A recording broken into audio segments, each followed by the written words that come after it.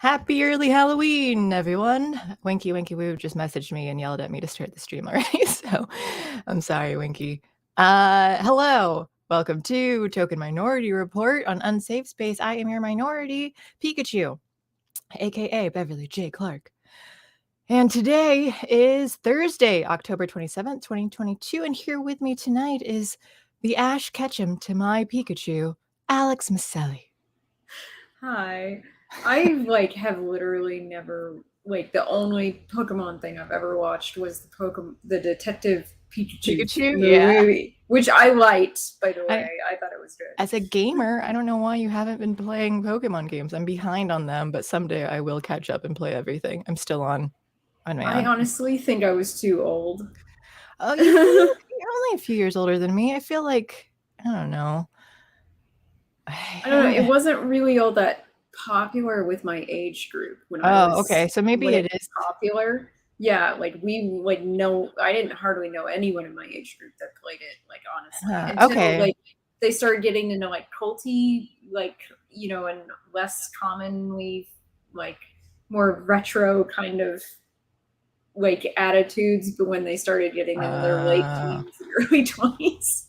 All right. I was trying to think because I was right at the cusp of, I had a friend who's like a year older than me in Chicago, but she was super into Animaniacs. And then someone else who's a few years older, it was right around, I think maybe I watched some of it, but I don't really remember it. It's not in my, but I was right on the other end of no, here's all the other nerdy things. But Alex already promised me she was going as a sexy cop for Halloween, says G-Man. So if the promise is a promise. It's not a promise that I made. If I made it in your dreams. Dreams. So I hadn't really got, I've collected costumes over the years, and I hadn't really gotten any new ones. And I came across one online that was it's like a steampunk Renaissance thing that was a purple corset with a skirt, a tulle skirt. And I'm like, oh, that's kind of cool. Let me get that. And man, I wish the bust area could be tightened more because I don't quite fill that up. And so it's just kind of not too much, but it was yeah, I don't know what to do here. I can't stuff things out because it shows. And I was like, well, I just wish at some point, because it's not quite something that you really tie up, it hooks up and stuff too. So I'm you can't bend in it at all, though. It's definitely stiff. So you kind of have to just stay. It's like having a back brace on, I assume. I can't, the only costume that I've been wanting over the years is a good Harley Quinn costume, and I can't find one. After Suicide Squad came out a few years ago, they were cheap ones that you could buy, but they were based on the Suicide Squad movie, and I hate that fucking costume. So there was no way in hell. I saw someone on Etsy does the full jumpsuit costume, even with the tasseled head and everything, and I was like, I'd love that, but I have to do the measurements, and it cost a lot of money, and I was like, I don't know that biggest thing is money. Yeah. So if you want Alex in a fancy costume, you got to donate money.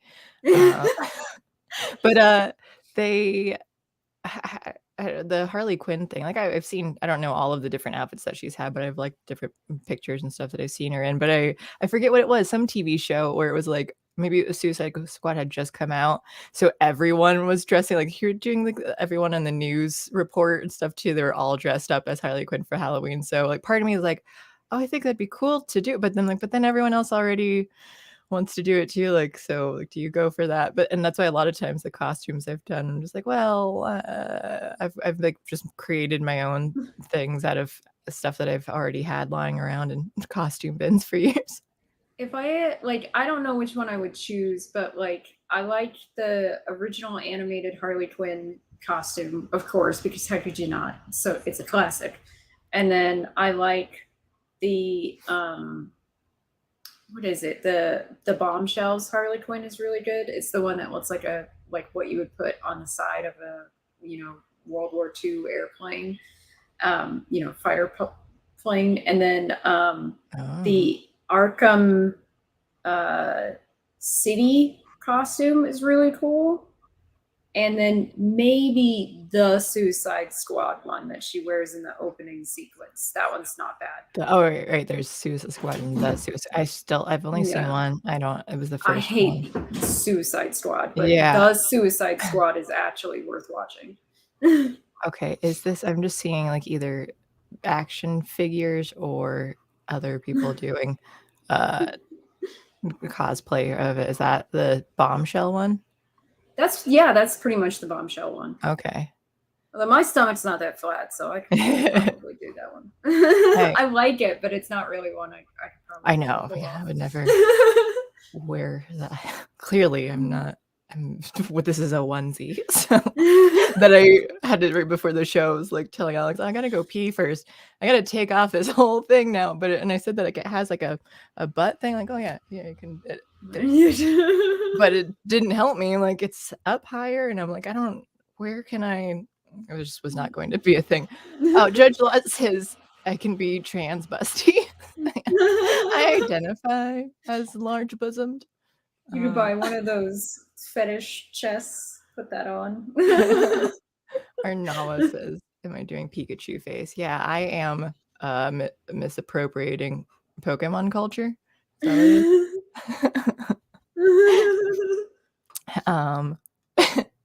Yeah, so tomorrow I'll wear another costume too. If you and Juliet do, if you guys do plan on it, let me know so I can let Lou Perez know.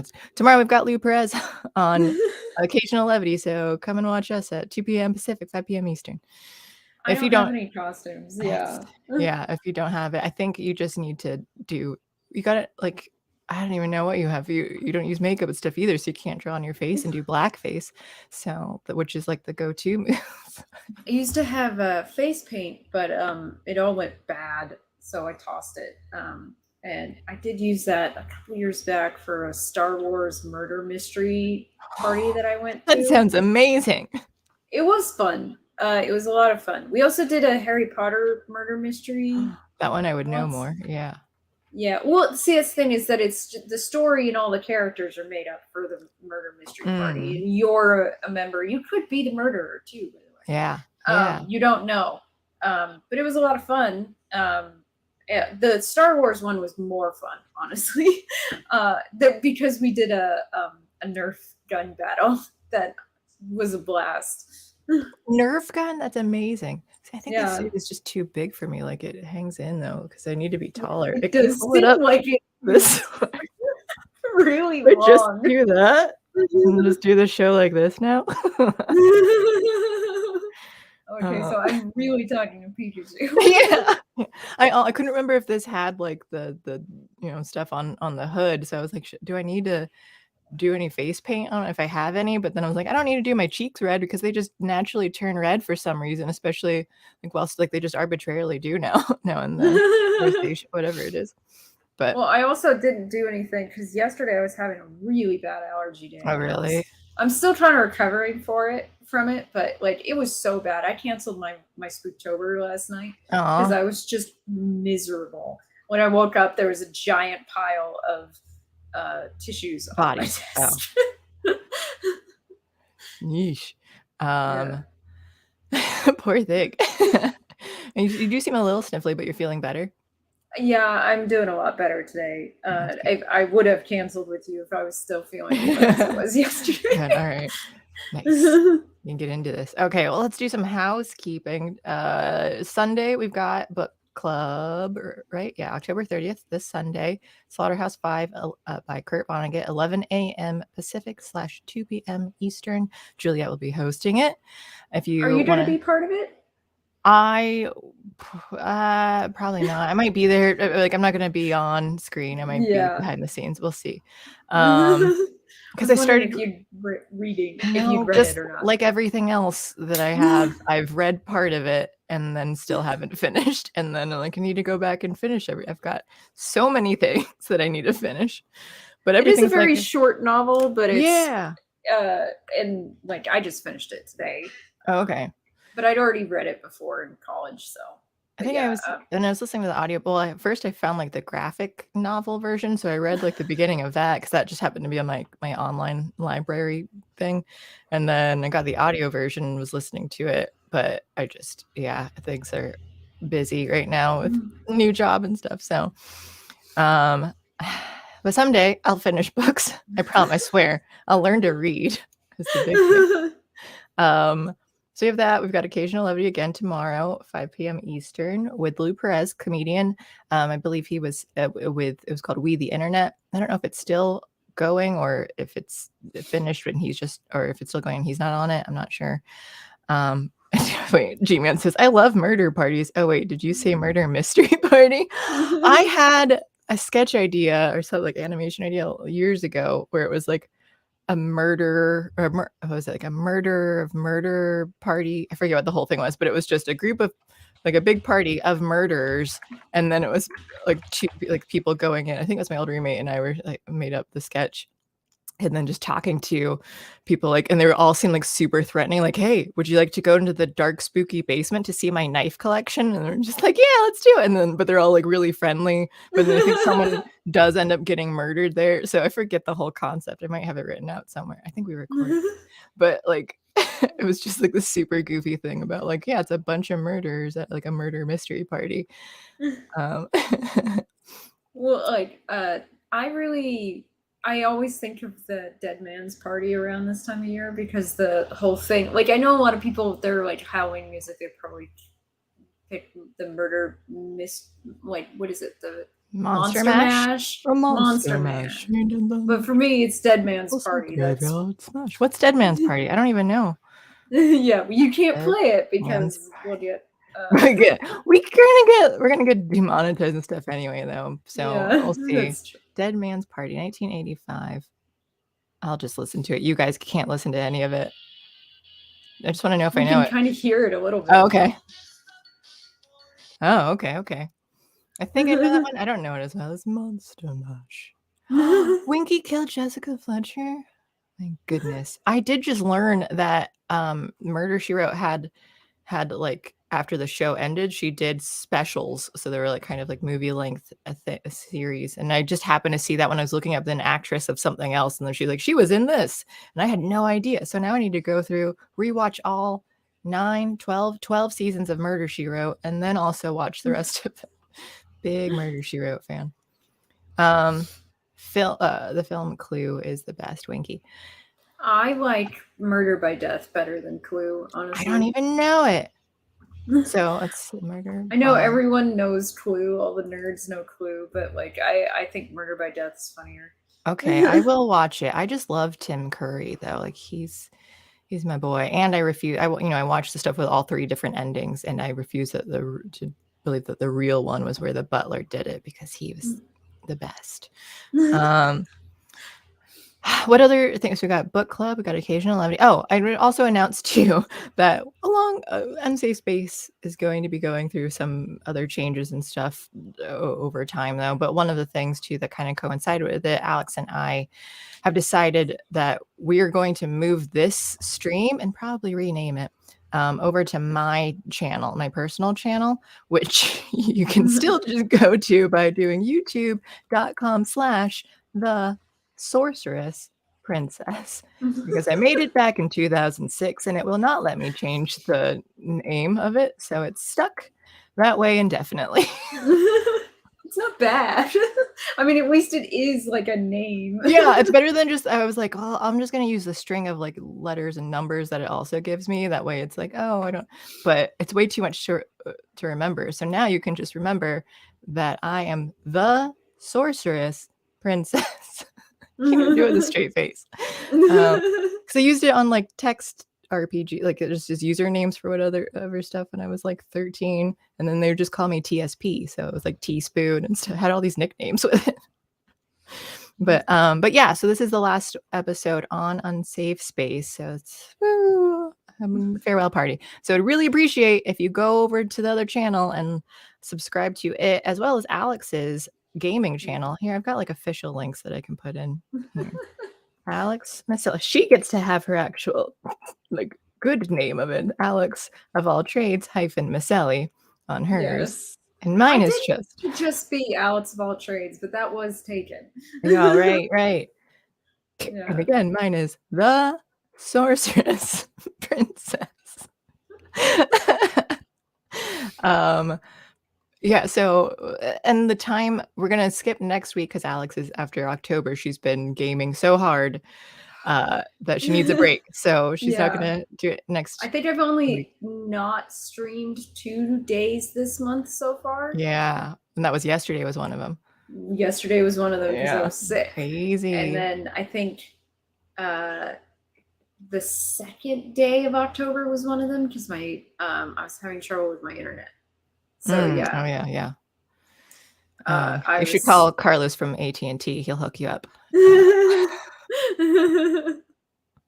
But yeah, that was so yeah, like streaming 29 out of 31 days in a row is well, you do have a day job is pretty intense. Yeah, I don't even like I'm struggling right now trying to manage life and everything. So, and that's the other thing too. Our time will probably change because with the job, it'll be a little bit later because that'll be easiest for me. So, but I'm not sure yet because I'm still trying to figure it out. So it might be like 8 p.m. Eastern, 9 p.m. Eastern. We will wrap up by 11 p.m. Eastern. That's what we've decided on that. We know that. But yeah, so please, once again, I'm going to bring this up a few times in it to go subscribe over to these other channels to continue watching us. I'll learn more Pikachu if people will subscribe. I've got another onesie outfit that I'm going to be wearing tomorrow too, but I won't spoil what it is. I am curious. You'll have to come watch to see. Yeah, I know. I'm gonna find out right before we go live. Yeah. Anything else? What am I missing? Stuff we've got book club. That I think that's everything right now. Yeah, because the other changes are kind of up in the air. We're still figuring things out. So, but we will keep everyone updated as those go along. G-Man says, "What is Bev Chew's final evolution?" Well, if I'm Ash's Bev Chew, this is my final evolution. Pikachu. Alex won't understand any of this reference, but Pikachu is never going to evolve. And that's been like several episodes of like, will he, won't he kind of thing about evolution. Raichu is adorable, though. I do like Raichu. I think it is cuter than Pikachu is. And definitely cuter than Pichu. Okay, this is my knowledge of Pikachu beyond that takes place in the video games. I watched Outside Xbox or Extra, I can't remember which channel it is, which one of the two sisters, like few videos called Name That Pikachu, where they go over the creepiest Pokemon, not Name That Pikachu. Oh, name okay. Pokemon. I was gonna say there's Sparky is one in the English version. But then like so they Puka? show Puka's another Pikachu. They show a bunch of creepy Pokemon. And like their reactions are so funny. And I'm like, what the fuck is wrong with Pokemon? That some of these stories are terrifying. Oh, I mean, yeah, probably the ghost Pokemon are going to be the spookiest looking ones. But they got the one that wears its mother's skull. Cubone. Oh yeah. Mm-hmm. Yep, that one's pretty horrifying. The part of the game too, they're in like Lavender Town and they're in like the tower that like to recognize all the dead Pokemon and stuff too. Like, this is such a downer. This is such like, and the music is like kind of spooky and stuff too, though. Like, it makes me sad. Yeah, no, there are yeah. And then it gets really weird later on too, because they just start like, let's just make keys into a Pokemon. So then they're just like dangling keys that are a Pokemon now. I'm like, you're running out of like objects and things. G-Man says that he wears his mother's skull too. It's not weird. I believe it.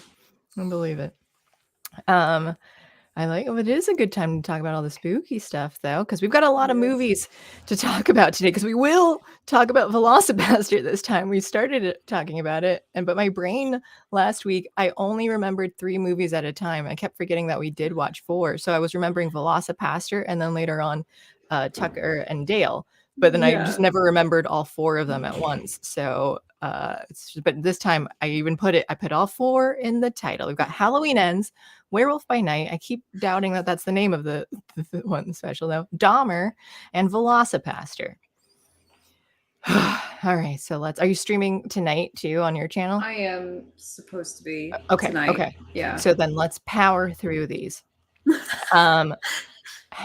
Alex had never watched any of the Halloween movies prior to this past week in trying to do Halloween Ends. So now I think you've watched the same amount that I have. I've seen the original 1978 version, the reboot or like / sequel, also just called Halloween, the same as the first one, which makes it a little confusing, which I think is also the third movie in the Halloween series that's just called Halloween.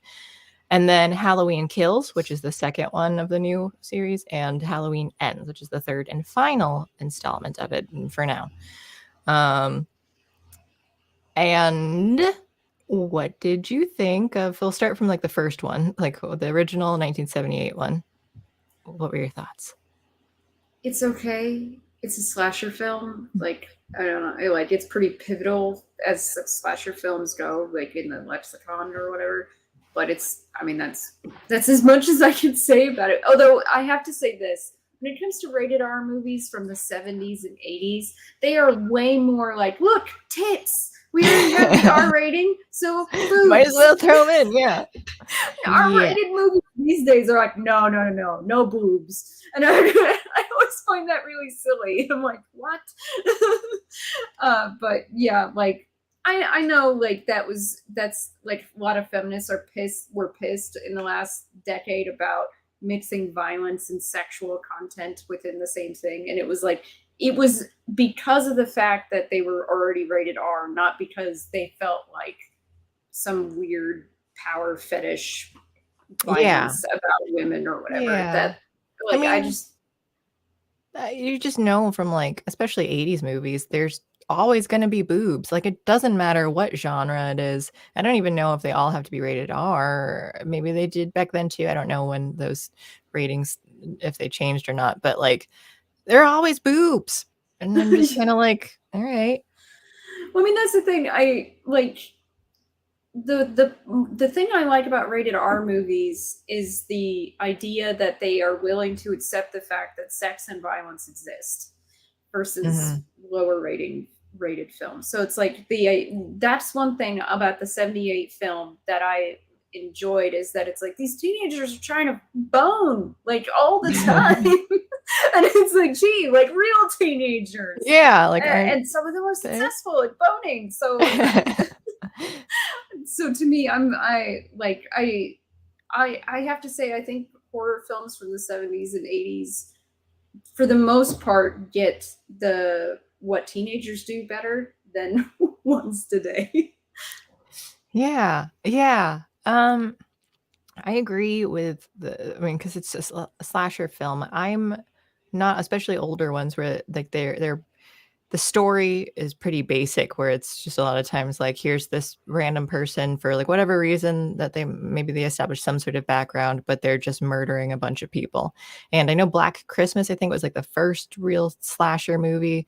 But in that one, I just don't like ones that are like, oh, there's no real purpose outside of, you're a crazy person just going around. I like ones that have like, scream queens, like, hey, they're the murderers doing this because of like, you have a reason for it, like vengeance. And a lot of times vengeance, so like anything that's vengeance based stuff, they're like, okay, I can at least get behind. It could be as simple as that. But it was just like, I don't know who you guys are, I'm just gonna murder you.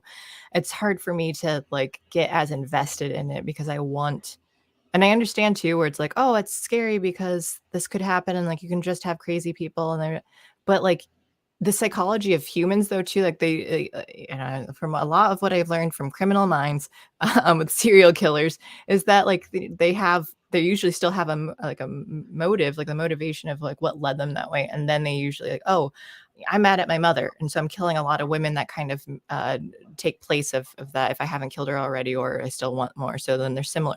So there's usually something that like motivates them to choose certain types of targets or certain, like if it isn't just vengeance of a specific group.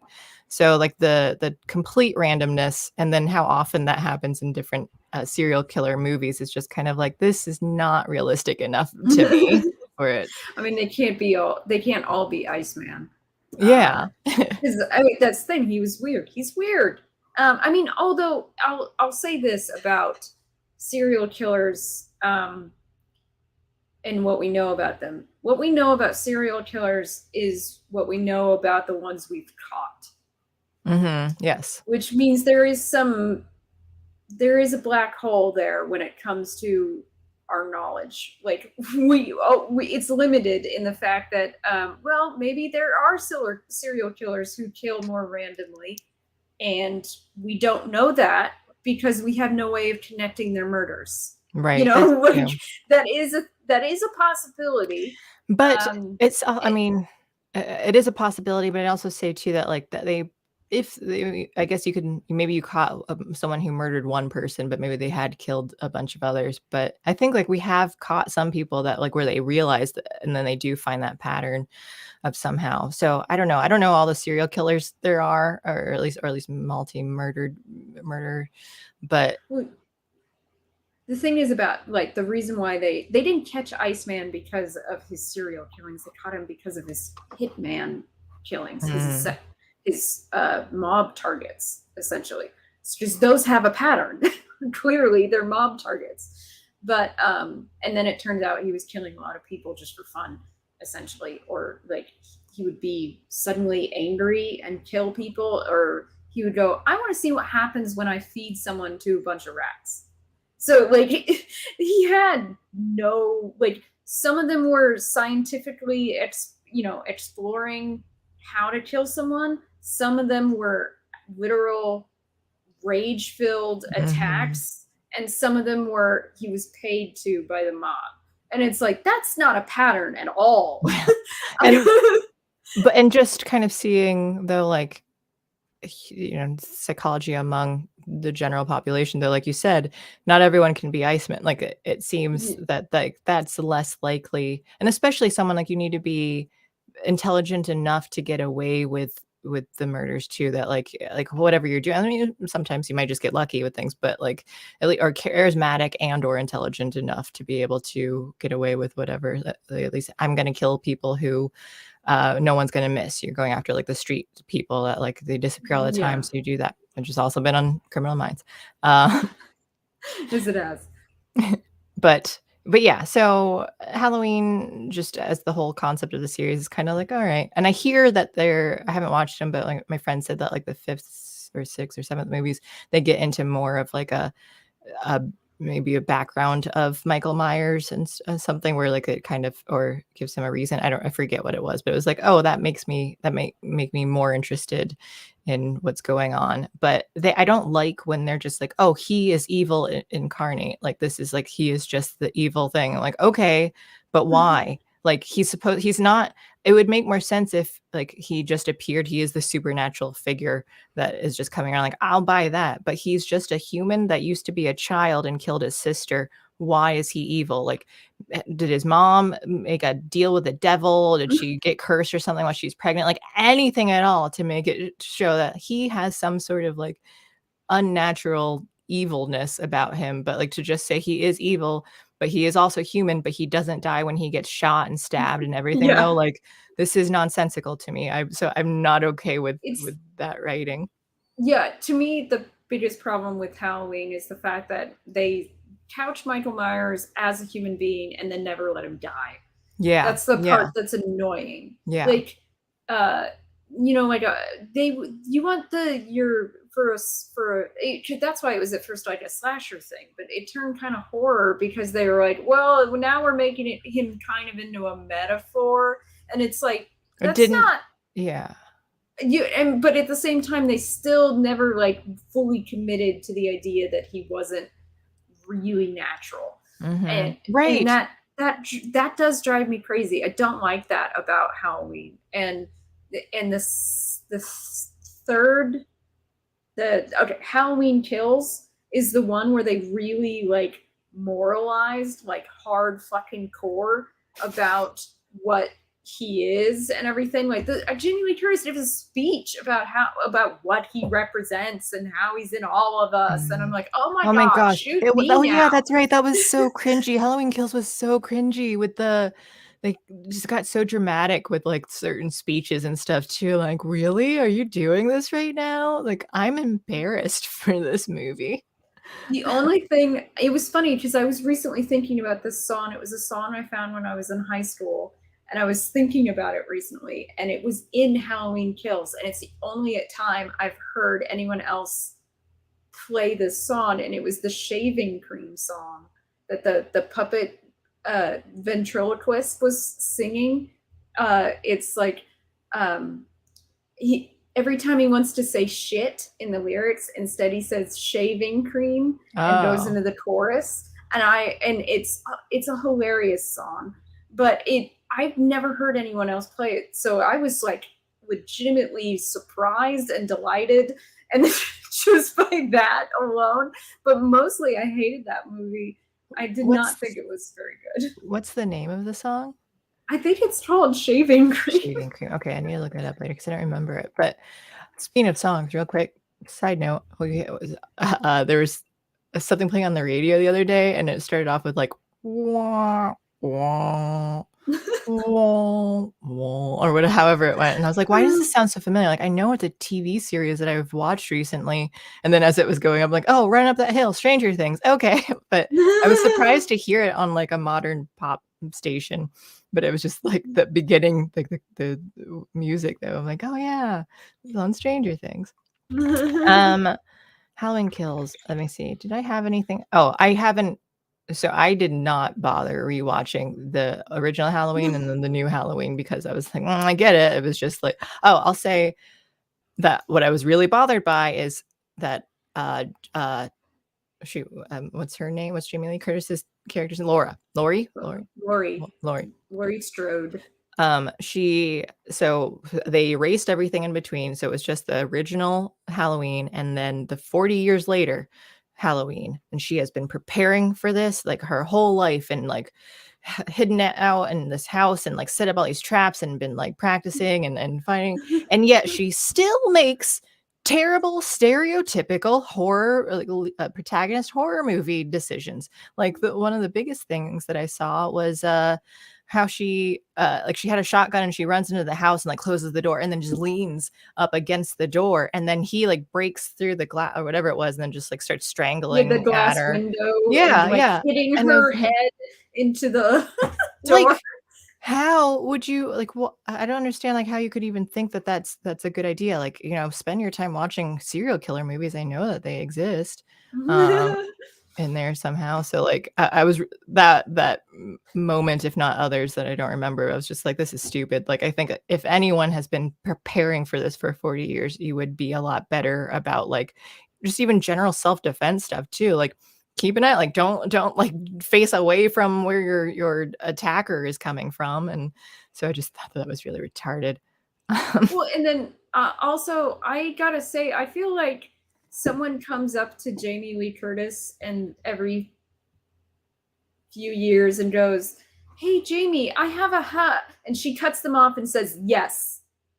Like, she's willing to do every fucking Halloween script they throw at her, no matter like she doesn't even read it. They just go, I have a Halloween script, and she like stops whatever the fuck she's doing and go film this piece of shit movie. And it's like, stop it. I was thinking like from Halloween Kills, she was way better as Dean Munch in Scream Queens. Like, then she's also, you know, being like satirical about like the type of role that she's done before, but she was way cooler, way more badass. And I'll say in Halloween Ends, she actually was a little bit more likable, like more because they you know, they had to kind of write it in like, oh, she got therapy and she was able, so they had to drastically change her character because she sucked in the previous ones. So then they're like, okay, now you're a little bit more likable. But before we discuss further, Judge Lot, thank you for the super chat. He says, I didn't care for the new trilogy, just action / brutal violence. It lost the eerie element from the original and the first sequel.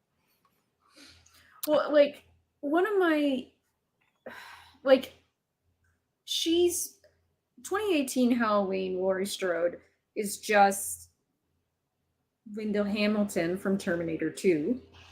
And I like that kind of reaction to being victimized, is to, get tough, get strong, prepare. Although she's not just prepared, she's like, Linda Hamilton's, Sarah Connor kind of lost her mind too for the second one. That's one of the reasons why she's in the insane asylum.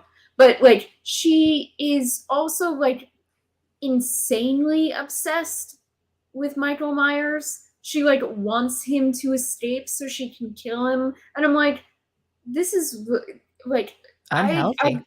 Yeah, this is incredibly unhealthy. Like, I get that you were traumatized when you were 18, but you survived, and he's been in prison for 40 years. Yeah. For decades, and you're still freaking out about it? Like, I just grow the fuck up at this point. Clearly, she really, really had mental health problems. Like, she needed to get worked on, though, because like, you did not die. Like, sure, you went through this tragedy, but like, all those kids in Halloween Kills, they brought them as adults, and like, yeah, they were they were nowhere to be seen in the first one, I think, but I don't remember. Yeah, they were. But then like, they're like gung ho in the second one, but more so than like, they at least had lives. More so than Laurie, though, like they didn't let that like deter her, like deter them forever. So, but then they stopped caring by the third one. I don't remember if they all died. I don't think they all died in Halloween Most Kills. of them died. Was it just the only one Tommy? who didn't, Lindsay survived. Who's Lindsay? Did Tommy? Who was it? Tommy died. He did? Oh, okay. Yeah, he died in the final confrontation of Halloween Kills. That weird thing with the way that they did the angle of just like, why are you filming it like this? Maureen, the nurse, she died pretty early on when they split up into smaller groups.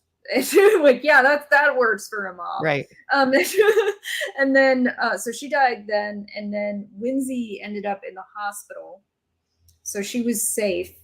And then Tommy and the kid that they introduced in this movie as having been scared by Michael Myers back in the 70s.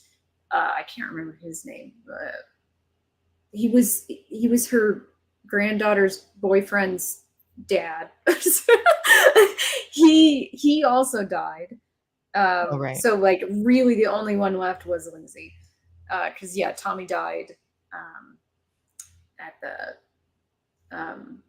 the final confrontation. Okay, I couldn't. It was hard to tell when the way they did it. Yeah, I just thought it was so weird that like, after the end of Halloween Kills, it's like 4 years have gone by and all our main characters are super chill. And I'm like, what?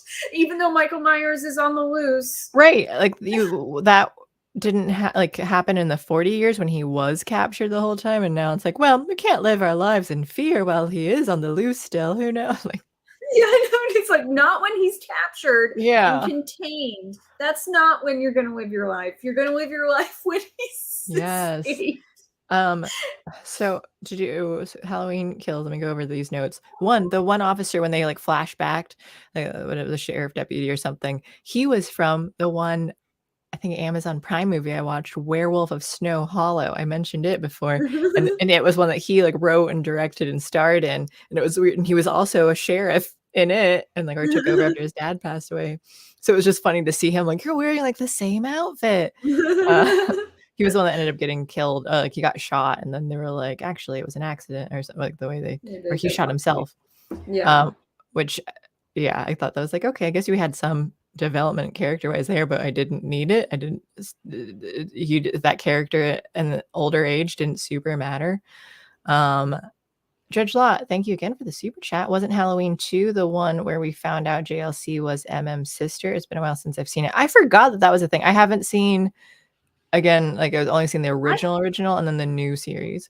See, this thing, I always thought she was his sister, probably from cultural filtration from one of the sequels, but that whatever sequel that is where they say that is not part of this contingency of movies. So she's not his sister in the 2018 Halloween Kills and Halloween Ends. They're not related. She's just Right. someone he victimized and Right. tried to kill back in 1978. So, but then, and it wouldn't make sense, I guess, because like they already knew that they had different families and stuff, though. So I'm not sure. I don't remember. I mean, I don't know how they explained it in there, but just like from the movies I have seen, like I don't know how they would make that happen. They were just trying to Star Wars it, though, and Yeah, Luke and Leia. basically. Which could be interesting if you had like initially planned that in writing the like first film, though. I mean, I know I think Star Wars they didn't do that either, but like, but still, like that's why it makes more sense for it. Also, I just want to know Winky's onto his gifting memberships again here. I know he was doing it on Alex's channel before. Now I'm gonna keep. It's not showing up on the StreamYard ones, but it's showing up on the live chat here and the on screen. Yeah. So I just keep seeing. I don't know who's all getting them. I think JB got one, but I don't know who got the next one. Fetcher. Oh, Mother Fetcher got one? All right. Yeah. Oh, Winky. Oh, what's my other note? Why does Lori's daughter want her daughter to stay? Oh, yeah, when they're in the hospital. Like, so Lori's daughter, I don't remember her name, wanted her daughter, Allison, I think was the granddaughter's name, to stay at the hospital when she's like, Michael Myers is coming here. And and the daughter's like, I want to go out. We're going to go out and fight him. We're going to go find him. I'm going to do this, Mom. And she's like, no, he's coming here. You need to stay here where it's safe. Like, what? I don't understand the logic here. Like, why don't you go out away from the hospital if you think Michael Myers is going to come here to like kill your mom? Here's the thing. If you really, her name's Karen, by the way. If you really want to, if you really want to protect your daughter and you think Michael Myers is coming to the hospital to kill your mom, get in a car with your daughter, leave fucking town. Like, don't stop for anything. Just fucking get the hell out of Dodge. Yeah. And wait until things blow over. Like, your daughter might be mad about it, but honestly, it's really stupid to go, stay at the hospital where I think he's coming, or go out around town where he is right now. And it's like, no, just fucking leave. You guys can get in cars and leave. This is a possibility. Because he's supposed to just be human now, so you can drive away. He's not gonna just appear everywhere if he's going after this, like, yeah. So I just thought, like, this is silly. I think, though, I don't know, again, the other films, I don't remember how many he killed throughout the original and then the new first one, but like it seemed Halloween Kills, he killed a lot. Like, was that his highest body count? Because he think so. Really just like tore into everyone. Yeah, he did. One thing, so in Halloween, the 2018 Halloween, at one point he stomps on someone's head and it just pops like it's a fucking balloon filled with blood. And I was like, yeah, that's how that works. But then, like, you're right. I'm pretty sure Halloween Kills is when he kills the most amount of people. I just thought he's going to kill the entire town. Yeah, I know. And it's like, just go from house to house, stabbing everybody. and then Halloween ends. He kills almost no one. Yeah. Yeah. Because it's not a fucking Halloween movie. It's not about Michael Myers. It's about Corey, this douchebag kid, Corey. And I'm like, I gotta say, this one's really fucking weird. I don't think anyone gives a shit about Corey. I almost could have enjoyed the concept of what they were trying to do. Like, here's the next Michael Myers. Like, he's injured. Now he kind of has his protege and you're like pushing in. I don't remember his last name, Corey, whatever, who, by the way, he looked familiar and I couldn't place it. And I look it up. He plays, I think it's Joe in the Hardy Boys. He plays one of the older brother in the Hulu series Hardy Boys, which I enjoyed. But I just thought, like, oh man, you're looking a lot like nerdier and dorkier in Halloween Ends. I dug it.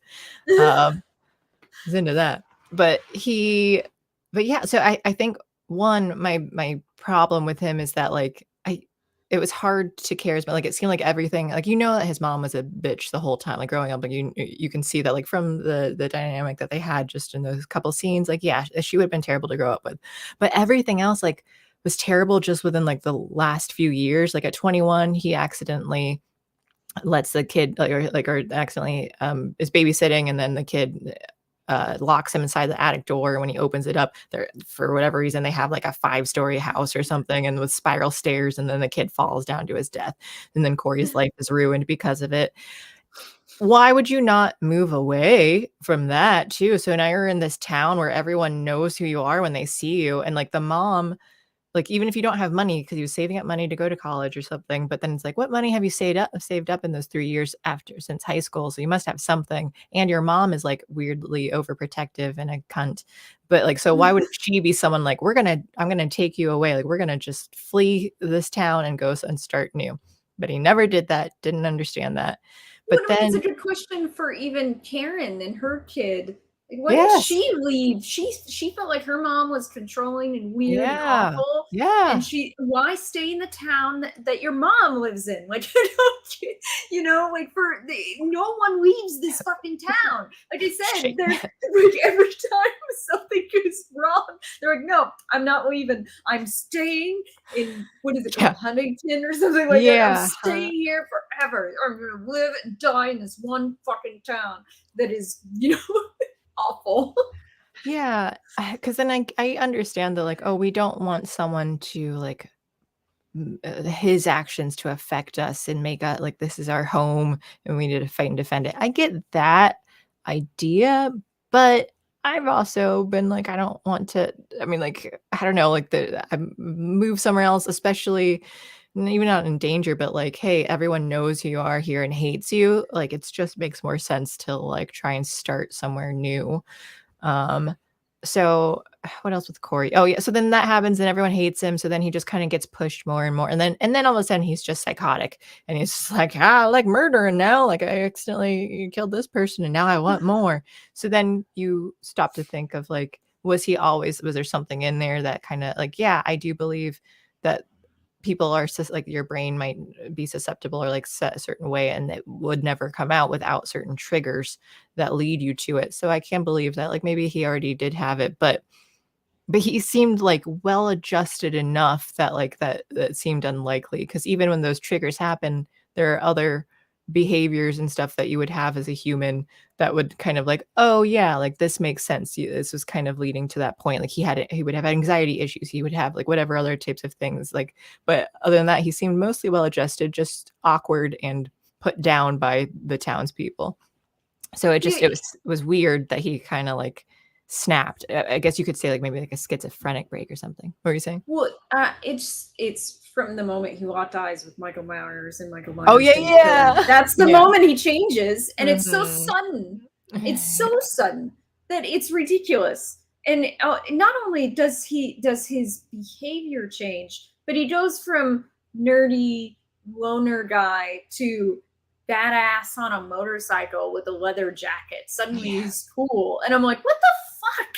Like, it's so awkward. It is so awkward, and I can't bring myself to care about him. Like, you know, like I was like, I did care about you, and then you got really fucking like, you became a completely different person. So like, it's a new character being played by the same actor essentially, and I can't care. And Allison also went through that kind of like, as she's like getting closer to him, all of a sudden she's like, burn it down.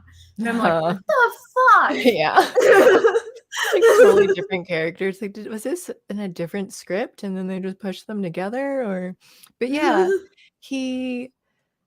that locking eyes thing too, because I get that he was trying to say later on, like, oh, you know, when that moment when Michael Myers didn't kill you, like he chose you for a reason. So what? And on Michael's end, it's like, what did he see? He saw in Corey a thing that everyone else, you know, that like the psychoticness though that's in himself. So like he sees that in him, so he knows. Because then Laurie's like, I see this now too. Like, what? This is so stupid.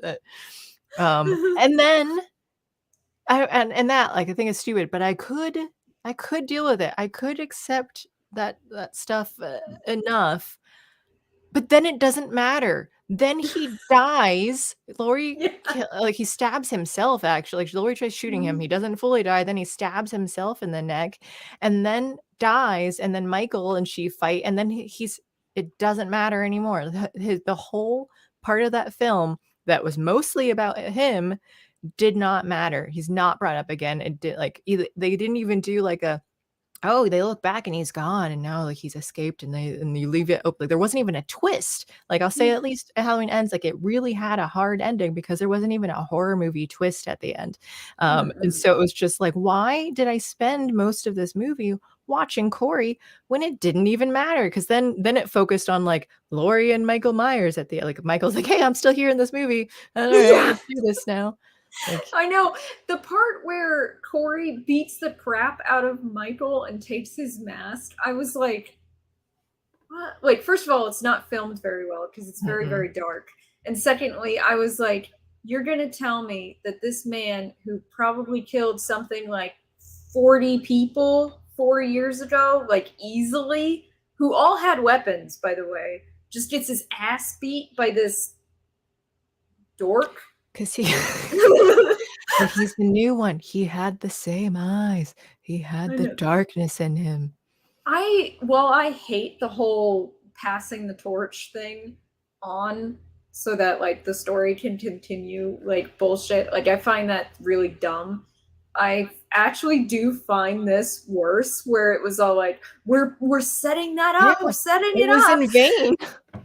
For nothing. Yeah. I was like, don't lead me down a path and then shove me off a cliff. That doesn't work. Like, I feel like what happened is that's what they were doing. They screen tested it with small audiences. Those audiences said, fuck that. Or the studio was like, no. Like, and like something happened, you know, right before theatrical release where they're like, no, we can't do that. So kill him and actually finish off Michael. Like, you know, like I feel like that happened because it makes sense. We're planning to continue make Corey the new like shape essentially. But this was definitely worse though, like to not do that. Like I get, and Winky says like story should end. Like I'm fine if they wanted to go in a direction where it was like, this is the last thing, like Michael Myers is dead and now we can, like, we're happy. Like and I love happy endings too. But you don't make us sit through this whole film for no reason, like, and you're setting something up and not even like following through with it though. So like the movie should have been different. Like Michael gets like 20 minutes of screen time that actually like they needed to do more with him. Like he wasn't the one terrorizing anyone in the movie. So like Laurie finally gets to kill him, but he wasn't even really doing anything. I think he killed like 1 or 2 people, maybe. That Corey he was killing some people, and Michael was like, hey, I followed you over here, so I'm just gonna help you finish that girl off. And Michael Myers came off like a dog. I know, he was kind of like around. I felt sort of sympathetic toward him because I was just like, you're pathetic now. And then, but it would be like, what I kind of liked, it was sort of like a boy and his dog where like Corey's trying to figure this out. I'm like, I've got this serial killer crazy guy that's like helping me out. That would make a really interesting comedy, actually. Where you just have like, and maybe you're not the murderer yourself, you're just like wandering through, but you have like a bodyguard who's like the super evil thing, but it takes a liking to you for some reason. So now he just like protects you, but is like terrifying and stuff. I would be into that. Yeah, I would too, actually. It's like a 12-year-old boy or girl or something, though. I'm just like, yeah, this is my serial killer. This is my serial killer. I love that. Yeah, like it's kind of like it's a serious issue with the movie where you build up Corey and you don't do anything with that, but then Michael then is pathetic throughout most of it. And it's like, I have questions. Why did Michael not kill anybody in the last 4 years? Did he just go, I killed my quota. I killed so many people in this Halloween that I should take a break for a few years. That was way too many people. That filled up my quota for the next few years. All right, I'm going to take a break. Like, it was like weird. I guess they made it seem like he's weak. I mean, that's how like Corey could take him down because like he's been weakened after the attacks and everything, which would make more sense if he didn't get back up at the end of Halloween Kills and slaughter a whole mob around him and then Laurie's daughter and then wander off. Like, because he was able to do, maybe it was just the adrenaline rushing at the time that he was able to do it, and then he got like weak and stuff after that. Like, maybe, but she also implied in her speech that he got stronger with everyone he killed. So it's like, he should be at the height of his power. Yeah, the next movie should be the next year. He goes around and it's just murder everywhere, like even worse than Halloween Kills. Like that's the suggestion that you made, is that like he's just gonna like essentially be a plague upon the town, and that's not what happened. So like, yeah, it undercut like all the momentum that the movies had. It was really weird. Like honestly, I didn't like Halloween 2018. I didn't like Halloween Kills, but like Halloween Ends is like absolute dog shit. by far like, the I worst. cannot believe how bad that movie was. Yeah. And I think it's funny, like, it has nothing to do with, like, wokeness or anything like that, though. Like, these movies are just badly written, because, like, I don't think they did anything preachy in them at all. It was just sucky. So, yeah, they just sucked. just as far as, like, yeah, you could say, like, Hollywood just isn't good at writing things anymore, though generally it's like, okay, you're not even including anything that you'd say like, oh, this is really hindering the story. And it's just like, well, you're just not even good at a basic story. So No, I think they've forgotten how to write a good story. Well, and let's not forget that Danny McBride was one of the minds behind this trilogy. And he's, while extremely hilarious, I don't picture him as the kind of guy who can write a horror film. yeah, I mean, yeah, I don't know him well enough because I'll say like you've got like comedians Jordan Peele going into doing straight horror stuff, which by the way, I watched Us, and I don't remember if I talked about that last week, but that was weird. It's a very weird movie. Yeah, like it was I don't know.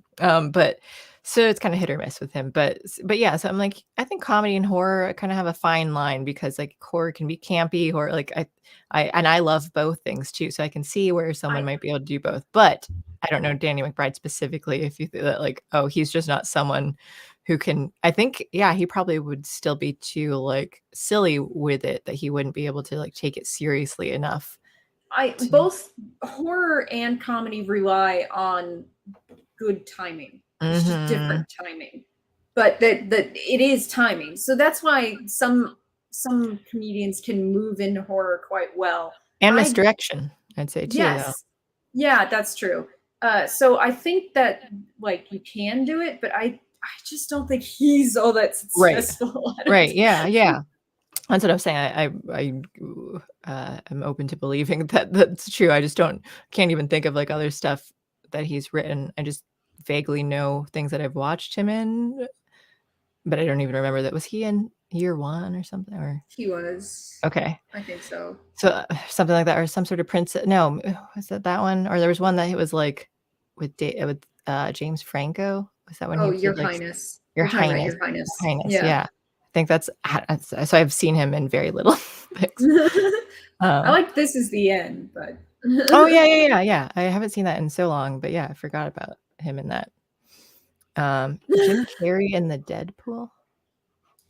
What's that? Yeah, he is in the Deadpool. He plays a heroin addict musician. Not Deadpool. Not Deadpool. Yeah. This is 3 separate words. I just don't know. That's a Dirty Harry movie. Okay. 1988. All right.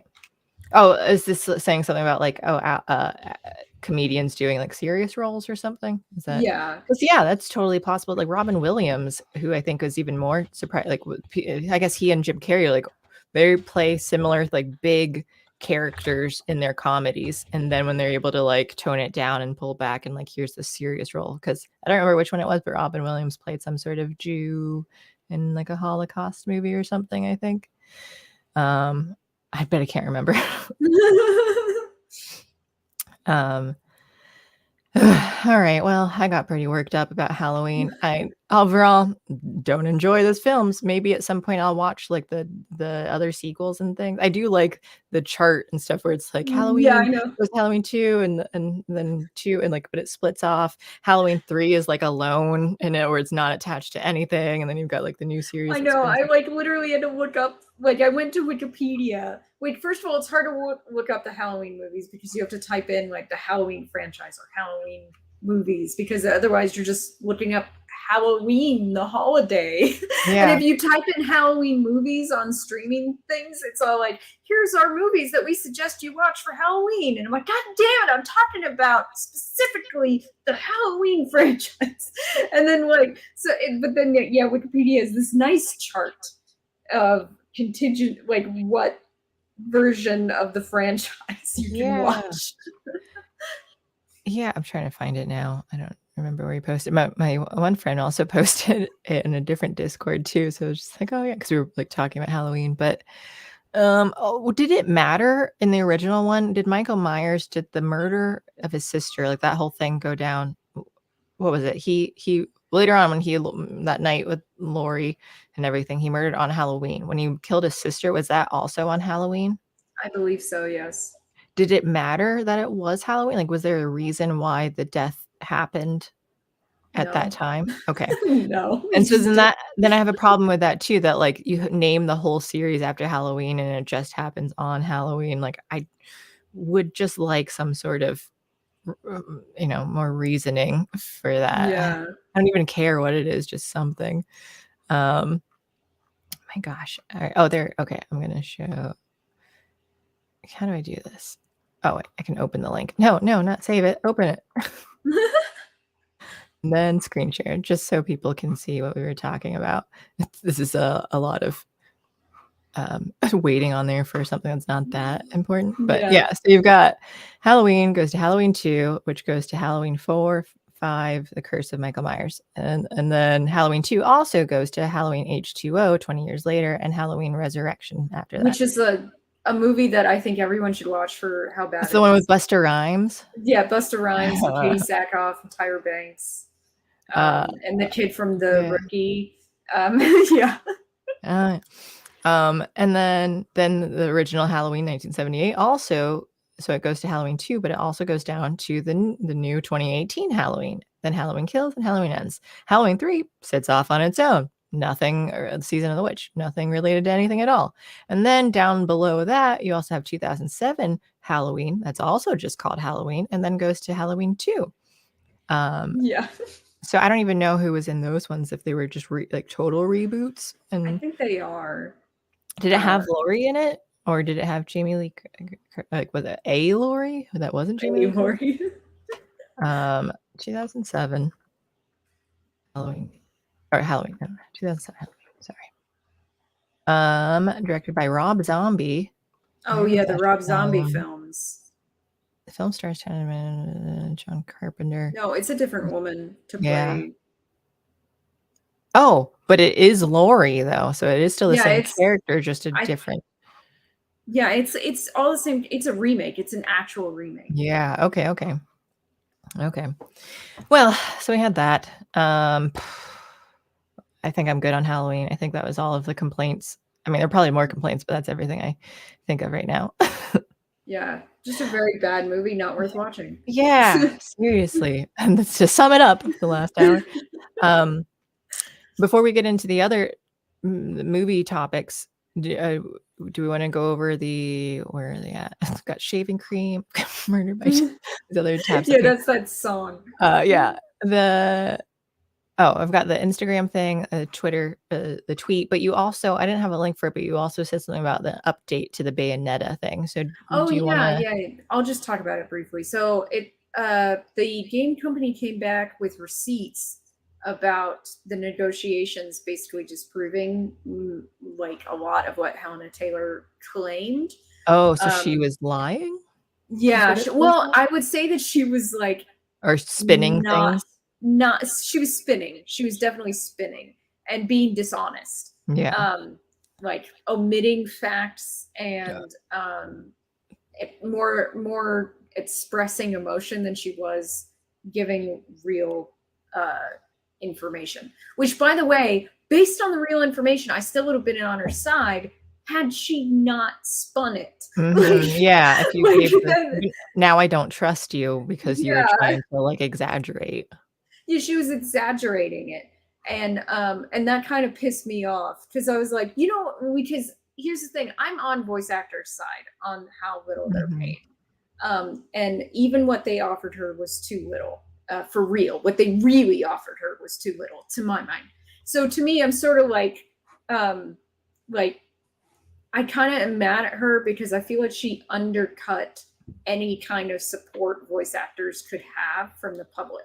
Well, it's one of those things where like the Me Too stuff where then you find out where like, but on oh, they did this, but they actually lied about it. And then on the woke side, you've got people who are like, but this actually just showcased like, this shows that the things that really do happen. And this just kind of emphasizes how bad it can be, where other people are like, no, because you lied, now I'm doubting everyone else. And like this really messes up the whole, like, I would want to believe that like some people have like legitimate cases for things, but because you're making up stuff instead of just pushing the truth, now you're like having to lie about it. That makes it seem like these aren't happening enough for you to talk about, and so you have to make them up. So but yeah, I can see why like with her like spinning stuff, then I'm like, well, now I question. But like I love voice actors, and if we're talking about the entertainment business and you've got like movie stars and TV stars who get like millions of dollars per thing,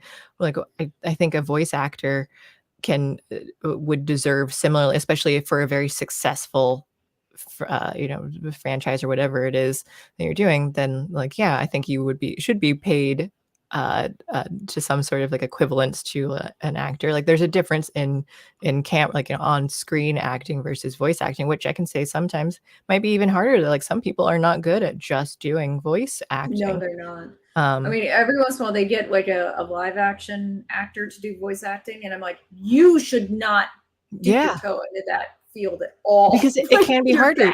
You're not acting with someone else like that. You're just having to read lines a lot of times. I mean, there's still maybe some things that they're able to like to do together, but a lot of times you're just like, I have to think of like how or have it read to me by like the director or something, and so then I'm just responding with these lines. So you have to get into that character. Like it's challenging in different ways. So you can argue which one is more challenging than the other, but yeah, so I don't think that they deserve little. Like if you're just going to compare how much entertainment performers can get, like why wouldn't a voice actor be able to make more? And part of it to me, and it comes down to the same thing with the sports stuff between men and women, is that like you should be paid like a percentage value, just sort of in relation to the revenue. Like this project is not going to make any money, so we can't pay you a lot of money. Like that made sense to me. But like this project is going to sell like gangbusters. It's a worldwide AAA product.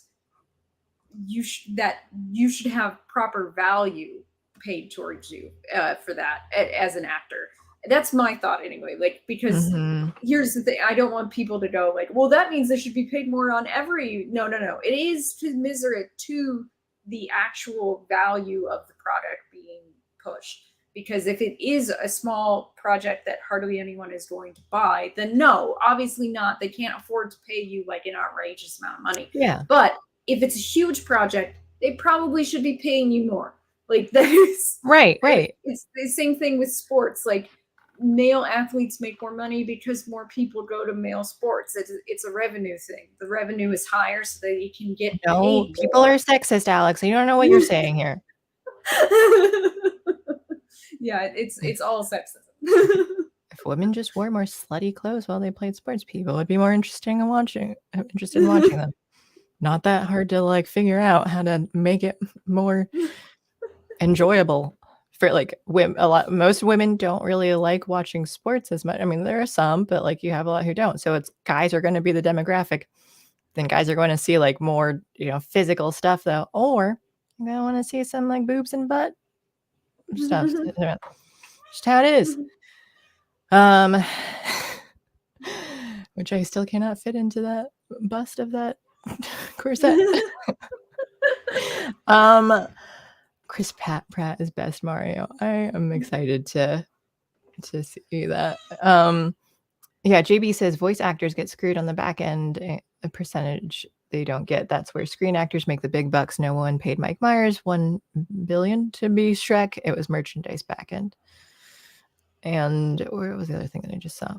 Oh, I don't know what this is, but I just saw BTK killer. The BTK killer was caught because of some technical thing, like the photo printing machine having a miscount. Not sure if they were related though. I saw that someone asked if we liked which was better, Insomnia or 1 Hour Photo. I've seen 1 Hour Photo, but it's been a really long time, so I can't remember anything that it was about. I think I've seen it. I don't know Insomnia at all. I don't know either of those. Like I've seen like clips of them, but I've never seen them actually. I think it was brought up because Robin Williams is in both of those and they're not comedies. So I'll have to, all right, there's so many things that I write down all of these suggestions that are like, oh, I haven't seen that. But then my notes are so disorganized. So it's just like in the middle of other notes. And I'm never going to remember. Insomnia. And then some of them too, I'm like, why did I write this down? I won't remember that's the name of something. Yeah, you're like, which is just this word. All right. So here's this tweet that you sent me of no female Space Marines bingo. Yeah, so this is a bingo card that like femin nerds have to when people say that Space Marines can't be female. So it's you only want them as porn. So like these are the people telling, these are the phrases supposedly people will say to women to say that Space Marines can't be female. You only want them as porn. You won't be happy till 40K is totally sanitized. Can't men have anything of their own? In a grim, dark future, women's job is to make babies. As a woman, I don't want them. So stop asking else so much for equality. Sisters of battle exist. No heresy. Brother, get the flamer, the heavy flamer. You are destroying 30 years of war. After the process, they would just be men anyway. Space Marines are clones of their primarchs, who are male. You only want them to destroy the hobby. There is already too much SM stuff. We don't need more. People asking for this don't play or hobby anyway. Marines are trans. Why do you hate trans people? Demanding that women are forced into a faction makes you the sexist. You don't need representation in a game. Imagine a world where this is your biggest concern. Women are not tough enough to survive the process.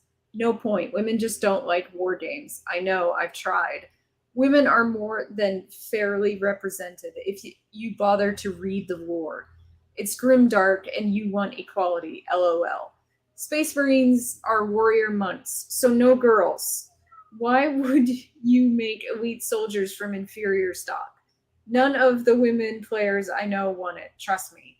Why would you want to be represented as fascist super soldiers? Wait, so just for me to clarify for myself, because I'm being retarded right now.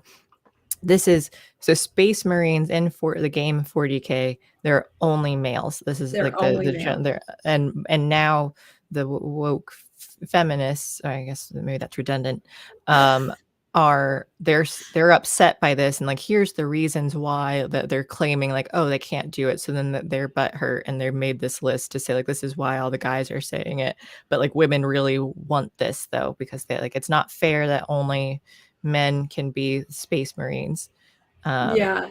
And then B1, by the way, Sisters of Battle exists. Sisters of Battle is the faction that is all female and is basically the Space Marines. Okay. So like not lore-wise, but like how they function, a lot of it is almost exactly the same. So they're really cool, honestly. So like Sisters of Battle is kind of playing on nunneries, whereas Space Marines are kind of playing on monasteries. So yeah, they're gender locked. Oh, okay. Yeah.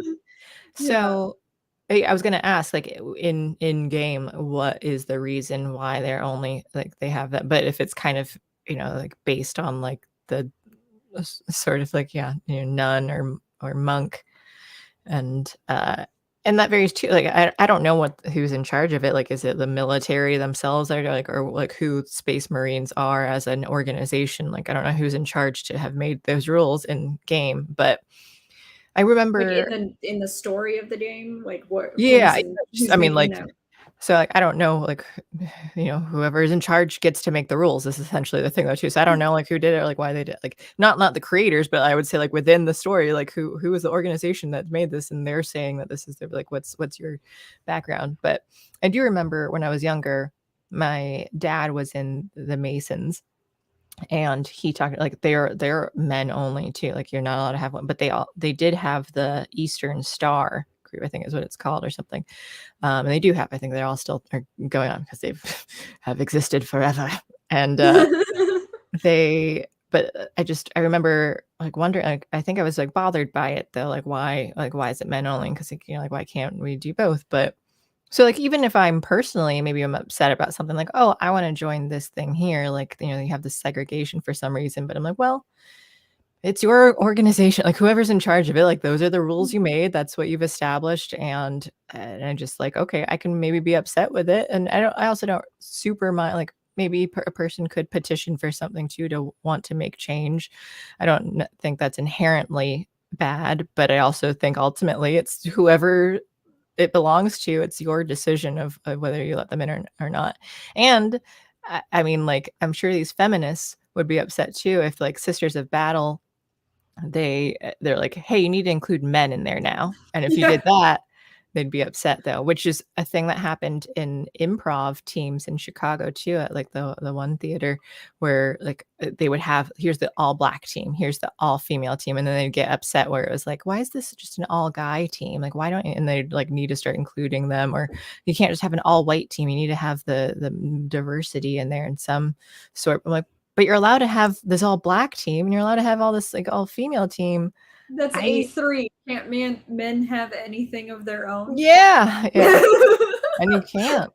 It's just Yeah. not allowed. So I know, like there's not like really men only gyms really allowed, but there are women only gyms everywhere. And yeah, I'm like, I don't get this. Like a lot of men don't want women around when they work out. Like, especially right. ones that have body image problems. They don't want women around. Yeah, because then it's It's embarrassing for them too if they're like, oh, I'm, yeah, I Well, get so it. this person wrote a rebuttal to all of these, and some of these they said no one fucking says this. Like the Marines are trans. Why do you hate trans people? They basically Yeah, said that that seems, doesn't. yeah. No one That's says that. maybe it's like a troll. Like I could see someone like saying that to make It's fun of like, oh, this is my answer to it, as though I was like, oh, they're trans. That's what I'm yeah, saying, but but not like sincerely. some of these points, like they went into the lore to talk about the process of making a Space Marine. Literally would kill women, that it's not designed to be used on women, so they can't become Space Marines. And it's like, well, so there's a war reason. Like, oh, okay, fine.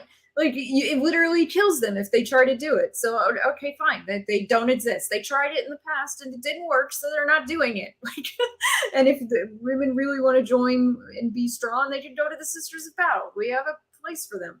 And my thought about this after learning all this lore from this person was that, and this is kind of a high-minded Warhammer 40K comment, is that being upset that there are no female Space Marines is like being upset that there are no living Necrons. And the Necron is a faction of basically Terminator themed space mummies. They're literally fucking dead. So it's like, that is part of the lore. So to me, it doesn't make any sense to have this attitude that you're They're like, dead. they're dead. Oh, That's what the faction is. They're all dead. So it's like, yeah, are you going to complain about that? Do you want living people in the Necrons? Like, it's like there's a war reason for it. It makes sense within the world. there's a gender locked, female version. So like, chill. Like, it's not that big a deal.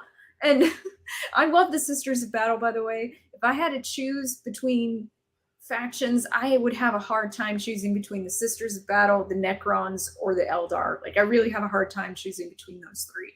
Well, just to understand more, the people inside, like, that are like, they're dead, but like their bodies are being used, or this faction, like, this is just a thing that doesn't exist anymore. Oh no, they're mummies, so they like walk around. They are mummies in here, so they're like kind of undead or whatever. Okay, yeah, but they're basically you're undead. saying, like, to become this, you need to die. And fighting for that, like, dead. Hey, dead people matter too. Hashtag dead lives matter. But it's just so dumb to me that it's like, there's already an option for you. Sisters of Battle are cool as fuck. Like, just get over it. Yeah. In chat here, I see some. Wait, where is it? Sorry, you have a fine chat too, but I clicked on it. It was Wallace Williams said, "Men only gyms. It's called a basement." And then NJB mentions this is the logic that got girls in the Boy Scouts, but no boys and Girl Scouts. Equality and equity logic. Yep. Judge says, "Can you sweet talk your dad to get the secret information?" No, he wouldn't. He had like secret handshakes and things, but couldn't know any of it.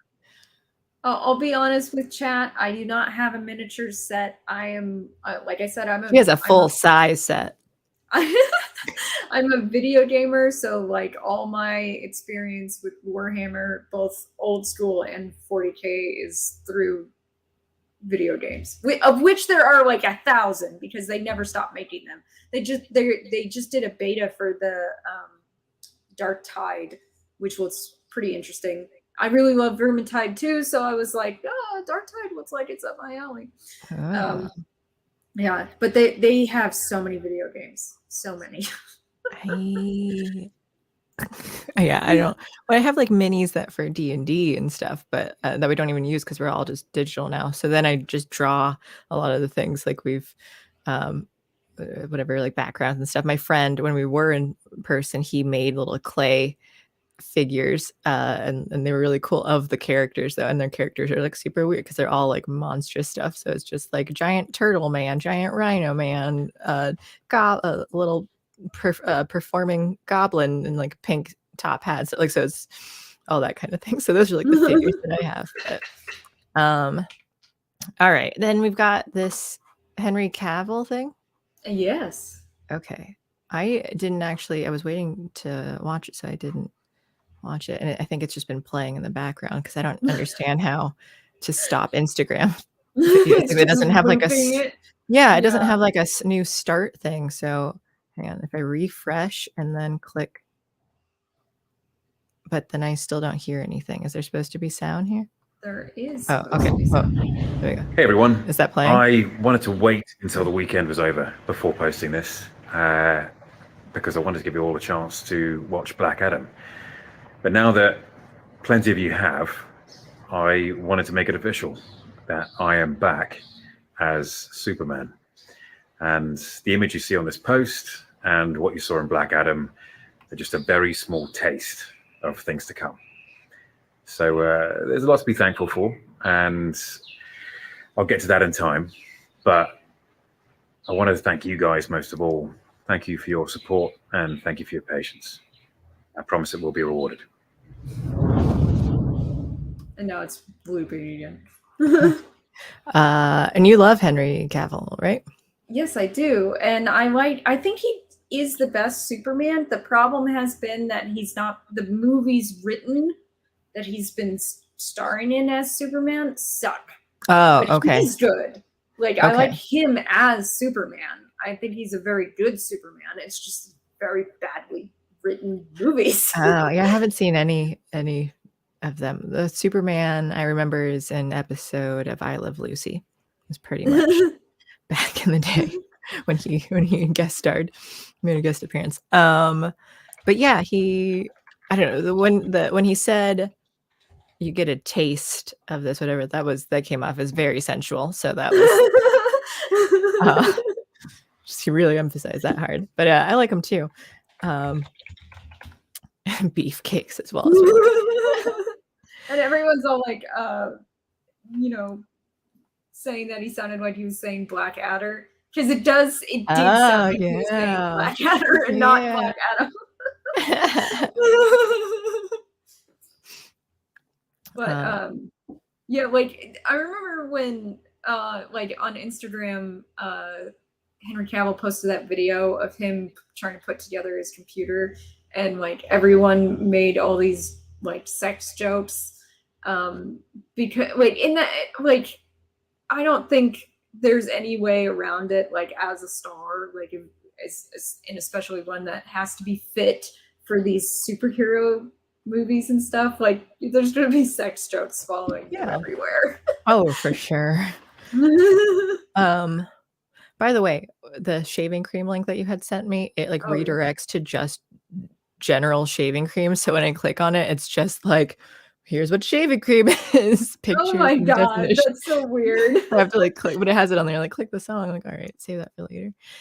All right, let's see. We've got that, and I think we can move on to the next movies. Oh, but let me repeat though, because I said I'd say this a few times. This is the last episode that we're doing here on this channel, but we will be still streaming on Thursdays. It's just going to be on my personal channel as we're making some changes in on Unsafe Space. But the first link I grabbed is to Alex's channel, which is not where we're going to be streaming, but go follow her for gaming stuff. And so this other one, though, this is where we're going to be streaming in the future. On Thursday nights, the time is just going to be pushed back a little bit because of the new job. And I forgot to answer too, like Winky was asking me how it's going. It's going well so far. And it's a new old job. I had this job like 8 or 9 years ago, but I'm a newspaper reporter again for my small town. When I was talking to Carter about it, he was saying how like, oh, this sounds like a good sitcom idea. And I'm like, yeah, my old coworkers, we talked about making it a sitcom. Like we even got to get like brainstormed ideas because the show name was going to be Below the Fold, because that's like the unimportant part. Like above the fold is where all the important stuff is. Below the fold is like where it doesn't matter. But that's a good title. It's just like, it was, the whole place was silly too. Like they were all young, like we're all like under 30 working in there. And the guys would like play hockey on breaks and stuff. They'd have this like foam puck or whatever, and they had their hockey sticks out. And I'd tell them like, if I get hit, I'm taking it away. So then like anytime it hit me, I just like put it in my desk. One time we threw off like a monitor or something off the rooftop when it was someone's last day. And then just like small town life too, where it's just like, here's like weird things in a small town. So like Parks and Rec, only way smaller, because Pawnee had like 60,000 people, but we only have like 5,000. So yeah, so it's interesting so far. Luckily, I can be remote a lot of the time too. So that's really great that I get to still be around with the geese and ducks and take care of them. So it's been good. But because of that, though, too, just like schedule's changing and I'm trying to still figure it out this first week there and stuff. So we just have to push back this streaming. So again, it'll be at youtube.com/thesorceressprincess. And I do appreciate, I saw at least like 5 new people have subscribed to it. So thank you guys. Like we really love having you in chat talking about pop culture stuff here. So we'd love to have you continue on over there too. And right now, Occasional Levity, was still doing that on Fridays. So stick around for those for Alex, Juliet, and me, and plus whatever guests we get, which will be Lou Perez, the comedian. And okay, I think that's enough pushing. And then also please like, subscribe, and share to all of the things everywhere. So the next movie, what do we have? We've got Werewolf by Night is the next thing that I listed. I just watched that this morning. I watched that this morning too. Oh, really? I thought you'd already seen it. Okay. No, yeah, but I just knew everyone wanted, like people were asking about it in chat and everything. And people like it, and I was like, okay, well. Oh, I mean, just like within the past week, because you just knew the name better than I did. I just knew the name, yeah. It's like Werewolf of the Night, Werewolf by Midnight, like whatever. Like I'm not remembering what it's called. I don't know what you thought of it, but I thought it was fun. I liked it. I thought it could have been a little bit longer, but they could have. I thought it had more legs than they gave it. Honestly. Sure, I agree with that. Yeah. And I liked, see, for the same reason that I liked WandaVision, I liked this because it was Disney taking a risk. Only it seems like Disney's only willing to take a risk in like small ways. Like they're not going to risk something for a major motion picture. And I kind of want them to start pushing the envelope with their actual movies, because this was good. This was enjoyable. It was well done. Its style was interesting and cool. There were I wouldn't say it was perfect though. There were a couple of moments that I thought were kind of cheesy or awful, but like they actually, when they filmed it in black, it's in black and white throughout most of it, and they really thought about that, like composition wise, before they because I've seen people do that where they go, oh, we're going to put this out in black and white, and it's the same as if they were filming it in color, because so many people do not know how different it has to be. You have to adjust. Yeah. You have to do a lot of work to present something in a different like color filter, or in this case non-color, because and I feel like they actually thought about those things, which was an attention to detail that I liked. Bye, Mutterfetcher. Thank you for joining. Yes, I agree with that.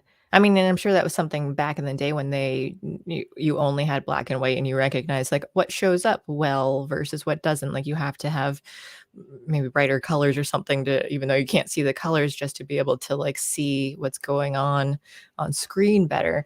And yeah, I was worried when I saw it black and white, because I was just like, oh, you can always tell like there's that quality of like that, this is an intentional black and white thing, rather than when it, like, in the olden days where like that, it just that quality of like, oh, they had no choice kind of thing. Yeah. Winky, another gift of Unsafe Space measurement. You're incorrigible. And it looks like Arnawa with dagda. Got it. Arnawa, why dagda? I want to just keep saying it forever. Yeah, all right. I really like the random channel. Eventually, if he keeps going, though, it's just going to be everyone. Yeah, they're all going to be green. But yeah, let me see. Did I actually have like notes on this? Because it was mostly where. Oh, another one there. So like he's the werewolf at the time, and he's like killing all the minions and stuff too, and like throwing them around. And then the one guy gets thrown, and he's just like rolling on the ground, and the other minion like tries hurtling over, like to hop over, but trips and just falls. And like that cracked me up. I love slapstick humor, and like that was really great. Where it was just like, oh, that sucks. The one thing I didn't like was the stepmom woman. That actress is always evil. Like, so I'm like, well, she's clearly our bad guy. Like, oh yeah. Not surprised by the end. I don't remember her. I probably haven't seen her in a lot of stuff, because the things I watched, not real actors in them. They're usually like our last movie night, the horror movie night that we did. Like it was Motown Suggestion, and then he didn't even show up, but it was it was The Haunting of Murder House, and boy, was that zero budget and just terrible. But she, the stepmom, was BB, I forget her last name, in Frasier. So yes, she was.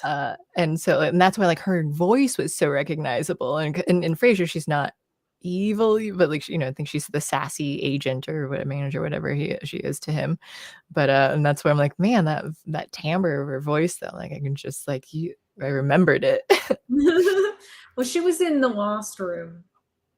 She ran a cult in the Lost Room. Oh. So, which, if you've not seen that miniseries, I strongly suggest it. It's very good. To write that one down too. I'm going to write it in the notes for the other things that I'm going to lose. So, the Lost Room. Someday I'll organize. The notes that I keep digitally are similarly how I keep organization of everything else in my life too. My boyfriend said that, like, because he's seen like my sticky notes and stuff too, because it's just called sticky notes and it has like the long list of all those things. And he said that, like, because I mentioned like, oh, they're everywhere. Like, I don't even know. It's hard to keep track of everything. It's like, yeah, they're like what a serial killer would have. I love this. If it's from JB, if the budget of the movie is less than the value of your first car, it's probably going to be bad. Ooh. What if I've never owned a car? So then negative. Yeah, no, that makes sense though. Like they're in debt to the like it or something though too. I don't know, like where they couldn't even balance. I don't even know how that works. Old CGI. Thank you for the super chat. Says Halloween ends mid. I don't know what that means. Like mid-tier? Yeah, maybe. If you want to add more to that, though, you don't have to super chat it, but I'll keep an eye out for your name, old CGI. I don't understand the slang, the jargon that kids use these days. Stevie J says, I only travel by helicopter.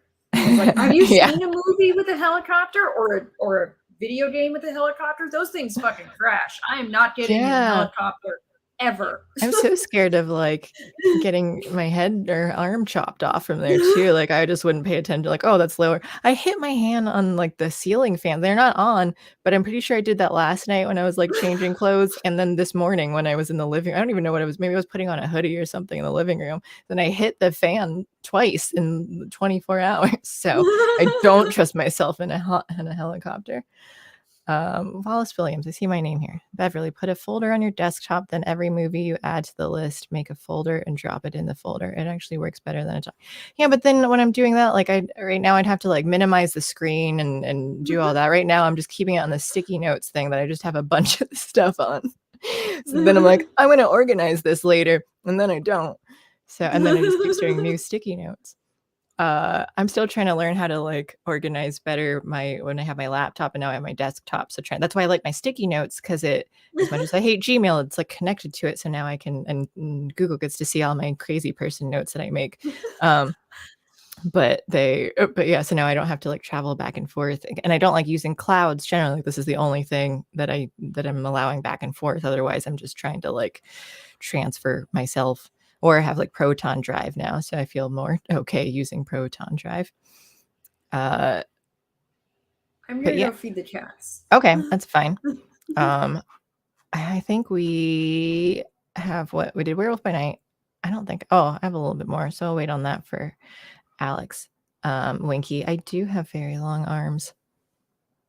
I forget. I've measured them before because my friend and I. She's like an inch shorter than me, but she has like a half inch longer arms because we, as you do, as is the custom, that we're just measuring our limbs and stuff at some point in our lives. So our friend group, because hanging out, Stevie J, I'm secretly 7 feet tall. I am 5'7". So, and it's not so secret. I've been that way for like 14 years or since I was 14 years old. So at least that, maybe younger. Winky, I feel sorry for Google having to read your notes. Yeah, I do too. I was trying to see what I have on here because it's just like random stuff though. I have just numbers on here. I don't even know what that is. Is that an IP address maybe? Yeah, I don't know. I have like links and stuff to things that I need to watch later on. I've got to-do lists that I probably never actually did. What else? I've got emails. I've got Avril Lavigne stuff on there. Yeah, a lot of blank stuff too, where I think I started it and then I erased it and then closed out and it just saves them all or something. I don't even know. I do have a to-watch list on here actually, and I've got Diary of the Dead, Land of the Dead, Cowboy Bebop anime, the live action, and The Promised Neverland on this list. But I have like a bunch of lists of to-watch things. So I just need to or like figure out where to like put them all in one spot. Alex is back.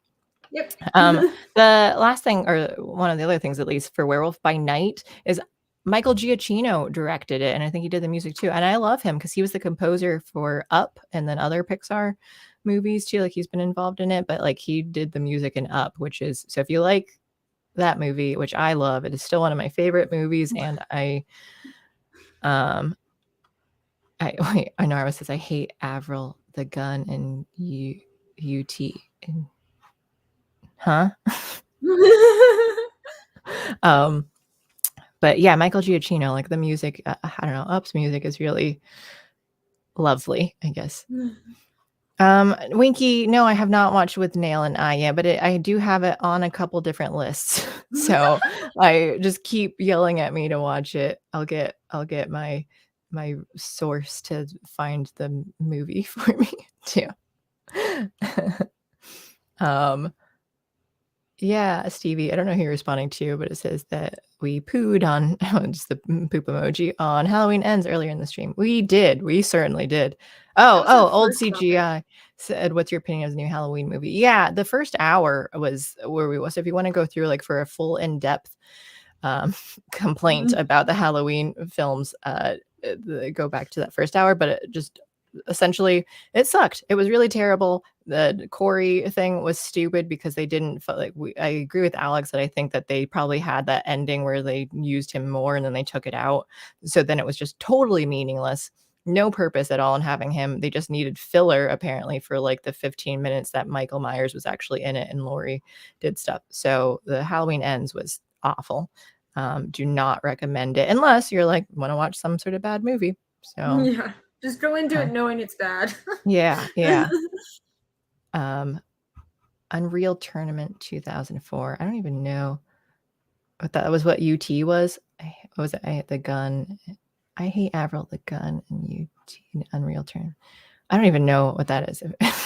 And Winky wants me to watch the with Neil. I will. Okay, keep yelling at me. All right. So we got Werewolf by Night. One of the Halloween Ends. What is this? Dahmer. My gosh, that was difficult for me to get through. Actually, like I had to keep like even within episodes and stuff. Like it was gonna make me sound like a little bitch about stuff, I guess though too. But like I was trying to think of like why. Like one, even in like Criminal Minds and other fictional things, like the difficult part for me is seeing people get hurt, tortured, killed and stuff. Like I hate that part. I like the mystery solving. I like them like trying to figure out, but like I hate seeing people in pain or dying and stuff. So watching that alone, like that was like uncomfortable for me with Dahmer. And I think what made it worse though is like knowing that these people were real. Like I think that was a huge thing, was that we're making this this biopic kind of thing of real people. And what I read too was that like they didn't even talk to the victims' families about it too. Didn't. That the one with Tony, I read some quotes about them, and they're like, how could they do this without like even talk? Like I guess I'll say that they didn't seem like they were trying to, like make them look bad, but they got like really emotional with the families. I'm like, and you didn't even like talk to them before making it, and you're just kind of like going and like and they changed some stuff up too. Like obviously they're gonna change things for more drama and storytelling. I get that, but yeah, like it's even before I read that they didn't talk to them, it was already difficult for me to like think about like, because that's my thing with like true crime podcasts and wrongful conviction. Like I don't like it. Like I don't like the idea of bothering victims and their families and stuff too for things. They're like, I think of these people as real people, so that's why like I care about them. That's why I said, like, when we did talk about the true crime podcast and how they were like, the problem with talking about those things is that victims and their families are not famous people. They're not public figures. Like killers, sure, have at it. They've made themselves public figures by committing crimes. I don't care if you talk about them. But like victims and their families, by circumstance, were victimized. It's really hard for me to go, yeah, they're fair game because they were victimized. for your public consumption. Like, I have a really hard time with that, because I'm like, I would want a private life, whether or not I was victimized. If you were victimized by someone famous, you would still want a private life. Like, not everyone wants to be 15 minutes of fame, wants to always be in the public eye or anything like that. So to me, I'm sort of like, that is the shittiest reason to be declared a public figure and open fair game to the press and adaptations. Because they said like, oh, that the information that they took was all like public and for like it's reported and whatever too. But it's just like, okay, just because it's there, I don't know, like I just it made me uncomfortable with it. Unrelated, I'm seeing it here in chat. Winky is saying he can't see Stevie J's messages. Well, if you can't see them in chat, you can see him. You might need to zoom in or something on screen here. We have the chat up and I see them, so you can read Stevie J's there. But maybe because he's asking if he muted him by accident. It was maybe. This was a dramatization of it, and it was by Ryan Murphy, the guy who does like most of the TV horror content these days. He did American Horror Story, he did Scream Queens. He does almost all of it at this point. Like he's the go-to apparently for TV horror these days. And it's like, can you let other people do stuff? And it's but it does seem like Netflix wants to do more of these. They want to do one on John Wayne Gacy. Oh yeah. He was one that they had at the end. They did a bit about him, right? Yeah, they did. And they also brought up Ed Gein too. Mm-hmm. Yeah, they mentioned him. So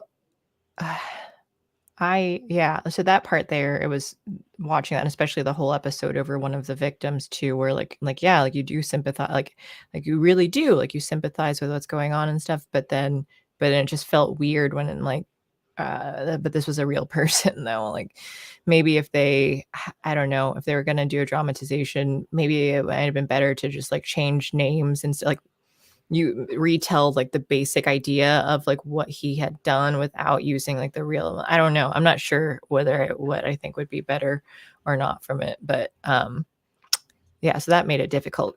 But I will say, I think Evan Peters did a really great job. Like that was I think he's a great actor. And I just keep thinking though too, because I watched it not too long ago, I had Alexa Vega in it when she's like 14, 15 or something, whatever, like The Sleepover, I think it's called. And Evan Peters is in it and he's like some, dorky 14-year-old kid on there. And so just like looking back, seeing him in that, and then, then he's an American Horror, and just like all the roles, all the like creepy bad guy roles that he's done. Yeah. But yeah, like he is an excellent actor.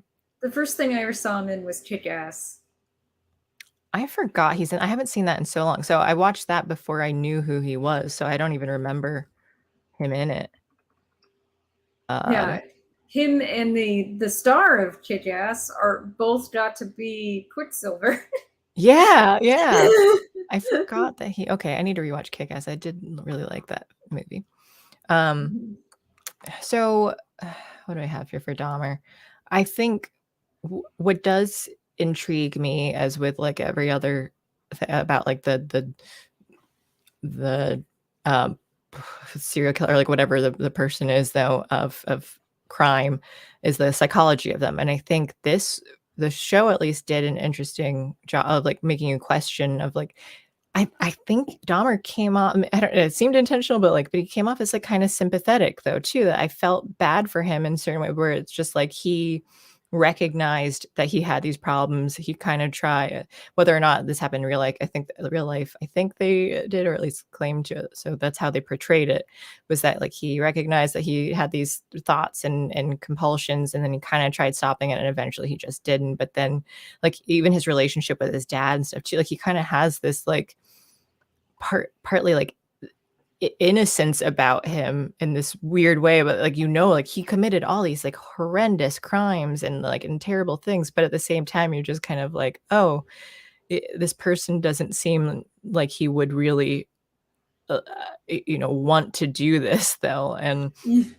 So it was weird for me to kind of be, and maybe it was also just Evan Peters because I love him too. So it was just him like, oh, you poor guy. And I tried watching a little bit of like the actual Dahmer clips too. I'm like, oh yeah, like he's definitely not as like appealing to me, just seeing him when compared to Evan Peters. So I have to say, like, I kept like every moment that I started having any kind of sympathy, and I was like, he murdered someone. I know. He ate the person. Like every time, my brain just threw that information back in my face, and so like and there was a point where they tried to make you feel sorry for his mom, and I was like, no, she was an abusive bitch. Terrible, yeah. Yeah, she abandoned him. Like even the dad, I was mad at him at first, but then I kind of like, all right, I'm a little bit more forgiving a bit. But when like the 3 months where his mom bailed and his dad was already like away and thinking that the mom was taking care of his son though. So like, yeah, it's poor parenting to never even bother checking in on him or like, at all, like try to reach out to your kids. But at least like he thought that his wife was there and she just ex-wife but she had abandoned him. So she knew he was going to be alone. Yeah, she didn't care. Like she was awful. So the dad, I don't know, like and I don't know what happened in real life, but within the dramatization, he at least like later on admits like I should have been better. Like, I should have listened to you more. I should have and I think that was a big thing too. Like, like I had these thoughts and like I didn't, and he didn't know, like, and even when he tried to talk to his dad about certain things, like his dad would like brush off like, oh, like we don't need to discuss these things. And you know what you need to do? Join the army. Yeah. He's trying to tell him after his first murder. Right, yeah. join the army. Let's do that. Let's go that route. Yeah. That made me laugh. But I think what still makes me a little sympathetic is that he clearly has psychological problem, like mental, like deeply, and so in the same vein that we've talked about before, where I'm like, certain personality disorder and whatever things, where I'm like, there's a part of me that gets that, like, it's not your fault that your brain is broken, that like, but it's not an excuse for bad behavior, that like you have to work harder to not do that, like, and it sucks that life is unfair. So that's where I kind of think of like, I'm sympathetic in the sense that like, yeah, it sucks for you that you had these things, that your brain is like that, and that was challenged and you didn't get the help that you needed. Like maybe early on, like if he was able to talk about that and get, like, maybe he could have been treated enough to like be able to control those compulsions, because I think I've talked about it before, where like psychopaths and stuff too, like where they can live in society, they get trained by like positive reinforcement of just like not murdering someone keeps you out of prison and you get to just live. So like there are ways that like they don't emotionally understand, like, why can't I kill someone, or not always that extreme either, but it's just, like, what, that you're like, okay, by doing these things I can live this life without getting in trouble. So they get like the positive reinforcement. So those are things that have been done. So I think it's possible, like maybe he could have been prevented. Like, I think there are things that like people can't control the thoughts that they have, but actions are more important. So even if he was just thinking about these things, but he was able to like live a productive enough life and never hurt anyone, I think that's different. And, but like, and I just, again, as someone with like OCD, and not saying that I think about like killing or eat, well, I'm not going to say about the eating thing, but about killing or, torturing people or whatever. But well, he didn't torture though. That's one thing that he did. That he drugged them to like try and prevent them from feeling any pain though, even though he like experimented and did weird things with like trying to make zombies. But now I'm just thinking about eating human meat. I lost my train of thought. You're making me think of the part where he first made human meat and he fried it in a frying pan. And I was like, that steak looks delicious. It's not human meat. Like there's that part of my brain is like, well, this is obviously not human meat. This is probably beef and it looks very, very good. And now I want a steak. When I was younger, it was, like in college and stuff, I talked a lot about cannibalism. I'm just kind of like, yeah, if human meat came around, it's in a burger patty, I'd be interested in trying it. Still believe that too, like just curious. I don't want kuru, but I am just kind of curious. But it's not like something I'm going to go out of my way to do, I swear. Haven't yet. The thing is about like Dahmer and his broken brain. And like, I do agree that we don't do enough actual brain scans and like looking at the brain to see what's wrong, what can go wrong. Because here's the thing, like there's nature, there's nurture, there's hormones, there's all these things that do affect our behavior. We cannot escape the bodies that we are in. They affect us. They affect who we are. They affect how we act in the world. They affect our instincts, what we want to do when presented with variables. They are part of it. So to me, I'm sort of like, and they're not completely within our control either. So I can't completely discount it. The problem is that a lot of people think that means you shouldn't face consequences for your actions. And that is absolutely a leap in logic. Because it's like, no, it's part of it. It is definitely part of it. But also part of it is that that murder is illegal in our society. And if you committed murder, you should be punished for that murder. Like that is like, to me, like that's the logic. It's like, yeah, sure, your brain's fucked up. You committed murder though. And you're part of this society. And that's a variable in your consideration before you committed murder, is that we would punish you for it. So we're going to punish you. Like, and I don't think a lot of people realize that when we're talking about what makes a person do this, what leads up to it, we're not excusing their behavior. That's not what's going on. I know that's like really easy to make that leap, that explanation equals justification, but they don't equal that. Explanation helps you solve it for the future, so you don't have to have it happen again. But people don't. Oh, go ahead. No, go ahead.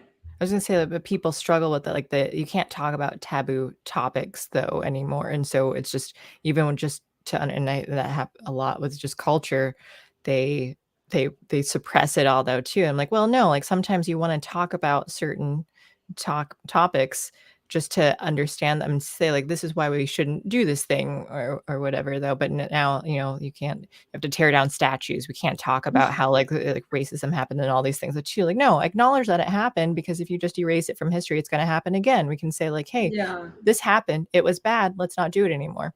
And then, but if you don't like, hey, what's this thing about judging people by the color of their skin? Like, sounds like an interesting way of doing things.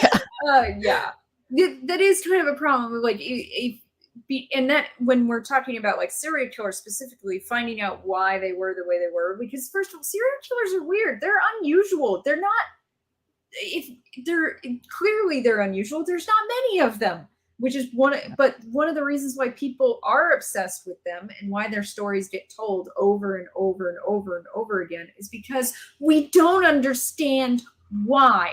Like, you and I are not serial killers. Most people are not serial killers. We don't run around murdering people. Serial killers. You and I are definitely not serial killers.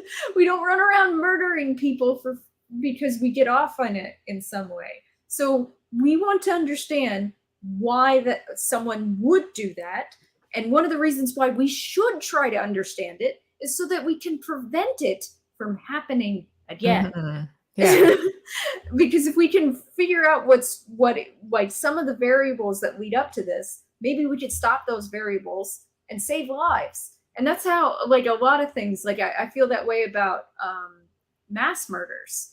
Like shootings and stuff, or bombings. I want to know why these people are doing this. I don't like the answer that, it's because they have access to weapons. No, that's bullshit. And I don't like the answer that they're pure evil, because it's like, no, clearly not. Michael Myers. Yeah, they're Michael Myers. And it's like, no. I want to know reasons why, so we don't have to face this again. But too many people just, they think when you are examining why, you are justifying. And it's like, no, I'm trying to prevent this from happening again. I want to know why. And I find that like frustrating. It's like a part of the conversation that doesn't happen a lot. Yeah. and which wait, it was brain thing. I want to address this real quick before I forget. So go back to brain. Tree surgeon says, isn't Kuru caused by eating spinal or cerebral tissue? I it really happens when you eat like, brain and stuff, but I want to say, and it's been a long time since I read about it, that I think it can still, like, if the person has the disease themselves, I think eating other parts, because it's a prion disease, but I think you can eat other parts of the body. And I think you could still get infected too, especially after like prolonged eating of it. But don't quote me on that, because again, it's been a long time, so I forget now. But anyway, brain. I did think it was interesting at the very end that Dahmer's mother and father were arguing against, because she wanted the brain to be scanned, like to be tested and stuff to see, and then the dad was like, no, like this, it was in his will, we want to be able to he wanted to be cremated, we should respect that. And then the judge, I think, was saying how, like, this is, like some, I don't know, what was it, I don't know, and that might have been dramatized too, because one thing in the show, they definitely had some like wokeness that they were trying to push on there, but like some of it I understand that, like, maybe there were I fully believe there were racial problems and stuff going on, that they weren't listening to the Black community for things, though, but they had like additional things that were just like, white people are bad, and they exaggerated certain things about it. But the judge was saying something about how, like, about the closure, and how, like, to understand why people do things, but then ultimately he was still like, the closure is destroying the brain and not learning more information. That I was kind of surprised by that, like the way he was speaking me too. made it seem like he's gonna say like, oh, we need to learn about this and study the brain, but he was like, no, it's so part of me gets it, like, if that's what the person's wishes are with their remains, like, that makes sense. But I also think, and the dad, I think, thought like, they're not going to learn anything, they already tried testing other people's brains and they came back normal. But I think that's like, with those scans, like, if we still had his brain now with like maybe the modern technology that we have, like, could we learn more about it? Could we see why? I don't know, that I'm sure that we could somehow. And then also scanning serial killers' brains while they're still alive in various ways. Mm-hmm. Like, and here's the thing, I don't like, Dahmer's wishes were that he was cremated. Well, Dahmer ate people and murdered people, so I don't actually give a shit what Dahmer's wishes were when it comes to his brain, okay? In the same way that he lost his rights to, like, travel around the world free from, to do what he wanted. And he probably should have lost his rights to some body autonomy. That's so, a fair point too. I'm not sure. I have to think about that though, because it's like, if you're in prison and stuff too, like, you did all these things, is it okay for you to like be tortured or something in there? Like, no, can see, they do that's more? limited. Like, your body autonomy is already limited by being in prison. So like, there are some limitations on your rights upon being put into prison already. That's clear. So we're already violating the rights principles. But the reason why is because they violated rights principles. Else's. Yes, exactly. Yeah. So that doesn't mean that you have to go overboard with like torturing people and shit like that, although they do sometimes. But there is but also at the same time, prison isn't supposed to be fun. So it's not supposed to be like a good, happy time. But there's a middle ground there. And I don't, when it comes to something like, no, we shouldn't desecrate their bodies, like piss on them and stuff when they die. Like, sure, like I get that. But like, if you have a legitimate reason of, oh, I wanted to look at your brain because you did something that like less than a percentage of people do, like, then at that point I'm like, well, maybe we shouldn't necessarily care about the fact that he wanted to cremate his whole body.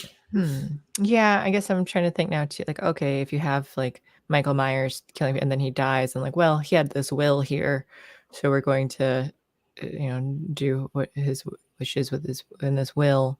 And like, yeah, I don't care about that. Like, and maybe it comes like differently when it's like, oh, it's the parents who are trying to talk about their son, so maybe it's just like an emotional difference in my brain or something. So you make a good point. I have to think about it more, because I don't know exactly where I stand on that though. Because like what why would we listen to what your wishes are when you did these terrible things? But I guess it depends too, though. Like, he was trying to make amends and get baptized and and make changes in there. So then it's like his intentions were different. Does that make a difference then, as far as like doing what his will would say if he was genuine? We don't know whether or not his intentions were, but like if he was really trying to change and make amends. The thing is, though, is that Dahmer had periods of hibernation. He had times where he didn't hurt anyone. So to me, I'm sort of like, you can't know that he wouldn't have like started killing and eating people. And also one of the reasons why he couldn't have is because he was in prison.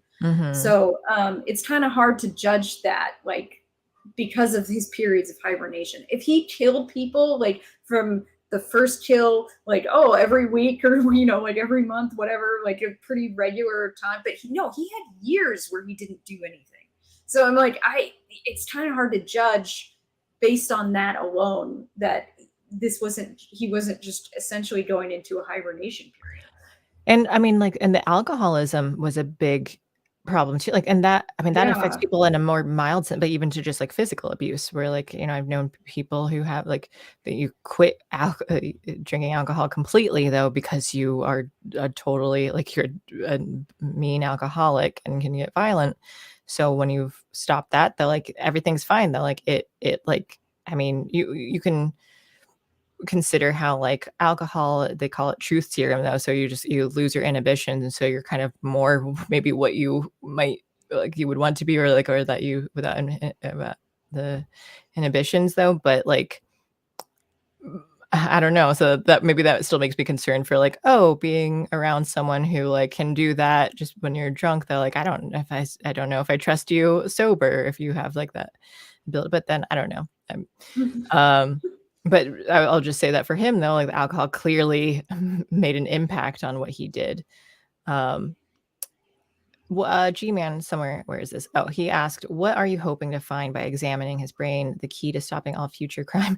The key, not we're all looking for a key. crime. I think it's helpful to understand though. I think more to help people who have it. I think that's how I see it though, that for other people who would have similar conditions though, like, is there a way through therapy, through medication or something though, like if you can understand what in the brain, because we've talked about this before, but neurologically, like, people don't study enough about the brain, and that's where like personality disorders and stuff happen because of like certain problems like physically in the brain. I've said like how the brain would be missing gray matter when it's for like psychopaths and those types of people. Certain things aren't developed as much for like borderline personality. I think it's like the frontal lobe doesn't always like develop completely. And so there are things that are different that can cause various behaviors. So I think if there's a way, and I don't know what all we can learn or not right now, but if there is a way to understand if there's a difference or not between like a serial killer brain and someone else's, maybe there's a way to help people who have whatever, like, can we get a way to like get the synapses firing correctly? Can we like put in whatever, like nanotechnology of some sort to like make gray matter, like or emulate gray matter in our brain to like get people to act more normally? So stuff like that. Here's the thing too, like, because people in chat are bringing up like medical experimentation. I'm not saying medically experiment on these serial killers. That is not my, like, I'm like, scans, especially while alive. Scans and data, and if they die, then their brain, like, yeah. And like, to me, like, no, and I'm not saying kill them for their brain either. That's not my point either. Although I'm just gonna scan them and stuff, and if they happen to die during these scans. But yeah, like, what I'm saying is I want them to gather data. That doesn't mean they perform a brain biopsy. Nothing like that. Nothing that would be permanently causing damage to their brain. Nothing. Yeah. Nothing like that. All I want them to do is study that shit, get data, and then maybe, like, we could find something, maybe a common factor among serial killers that then we could look for. And so it's not the key to stopping all crime. I'm talking like, because this is so rare and weird. This is not like someone mugging somebody. That's not, they're not even remotely the same level of crime. Like one, you know, like serial killers are very different. Yeah, and G-Man says, Alex is the next Anthony Fauci. And then William says that no one misunderstood you. He was just drawing a parallel. But I'll say that, like, yeah, I mean, I still think that, like, you've got certain rights and stuff going on. So I would, like, while the serial killer or whomever is alive and in prison, I think you can still say, like, can we get your consent to scan? And if they say no, then, like, you don't do it. But if they're willing to, then I don't see a problem with that. But I do, yeah, I don't think I'd be okay with if they're like, hey, we're gonna scan you just because you're in prison and stuff. Like, no matter what crimes you did, I think that I think I would still want to draw the line there. But like I said, like, I don't know. I guess, like, how much rights do you lose? I know after, they like, already committing take. They do take their teeth. They take their fingerprints. They take all this data already. I'm like, just take a brain scan. Yeah, you know, that's you're gonna true take too. that data. Yeah, that's true too. So, yeah, I think it's something I need to, like, think about more. Winky, how many memberships are you gonna give out? Who got this one?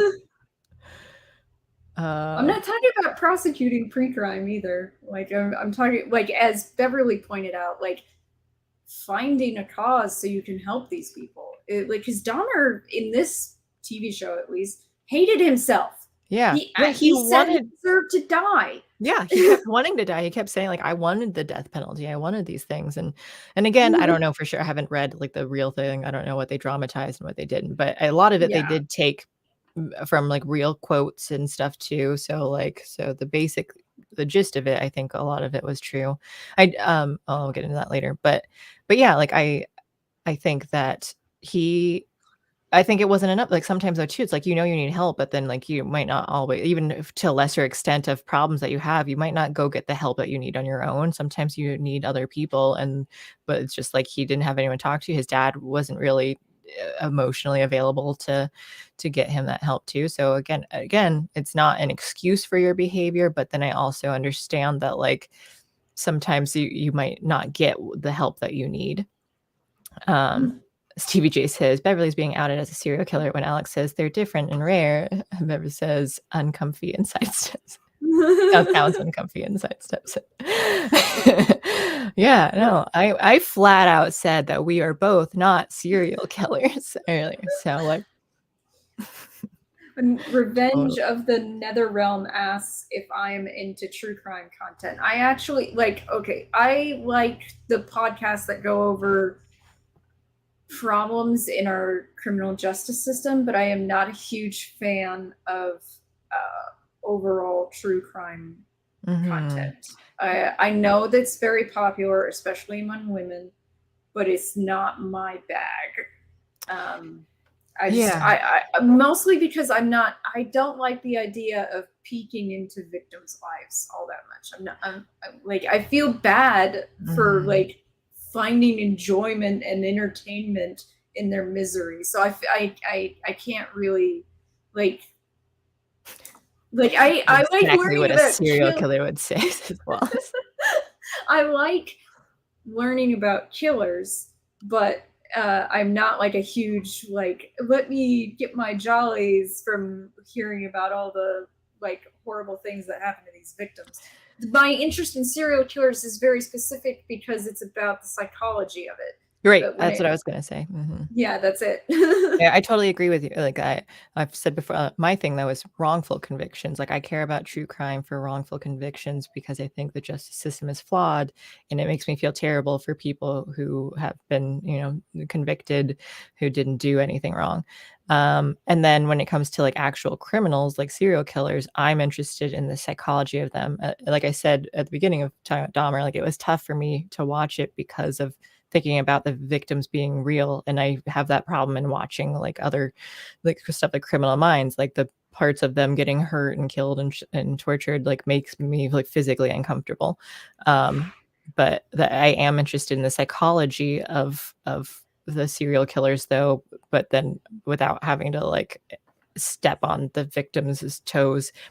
On the flip side, I can kind of see too, where it's just like, oh, you focus your attention on the serial killer when it's like the victims, like they were people too, they mattered though. And so there's that balance of like, it's not that I don't care about them, it's that I don't want to impose on like you were private people, and it's not for me to try and like make you public or like learn about those things. If that's something that the families want, then I'm like, okay, but I want to respect the wishes of the families and stuff.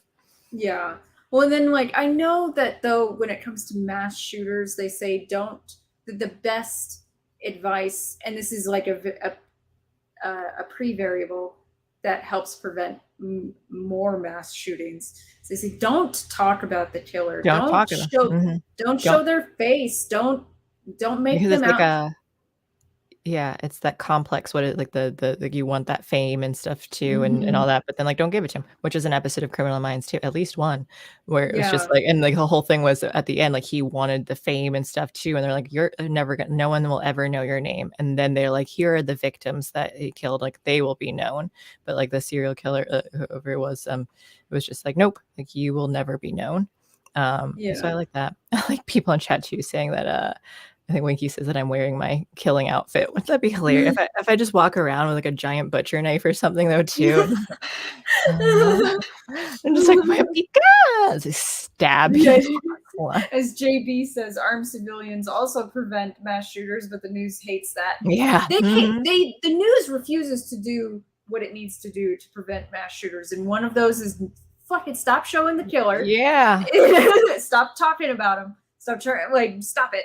And the other one is, actually armed populations are, hard targets for mass shooters. Like, oh my gosh. I don't like that. I don't know where it is now. I need to find that tweet. I'm sure on Occasional Levity, but there was some idiot girl who on Twitter posting something about how like people are saying like, if we take away guns, what will we do if if I get mugged by gunpoint? Hello, how can they mug us by gunpoint if the guns are banned?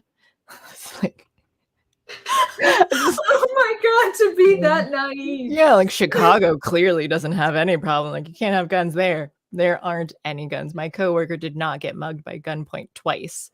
Yeah.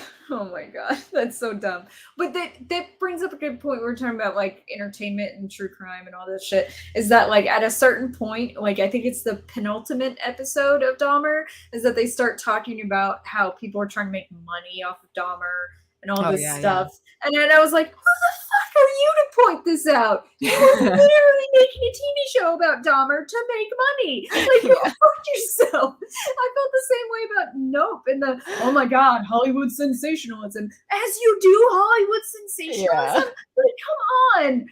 I hate that so much when they're like, ooh, look at this topic we're talking about by doing it. And I'm like, oh my God. Like the lack of self-awareness involved in that is so frustrating. Winky, gotta stab them all. Yeah, that was a really good one. Well, Chicago has more murders each week than this country has each year. Oh, but yeah. I mean, I guess it's one thing. Like you can. It's not. I guess it's not complete hypocrisy to acknowledge that, like, I'm doing it too, though. But so maybe you can do it without, but maybe it requires some like mockery of yourself, though, like some sort of acknowledgement that like you are doing it. And but so I guess that can be hard to do. Yeah. Let me see what else we have. The black racist cops. Yeah. Oh, yeah. They really pushed on that. And again, I'm not saying that like those didn't happen. I fully believe that they were out there.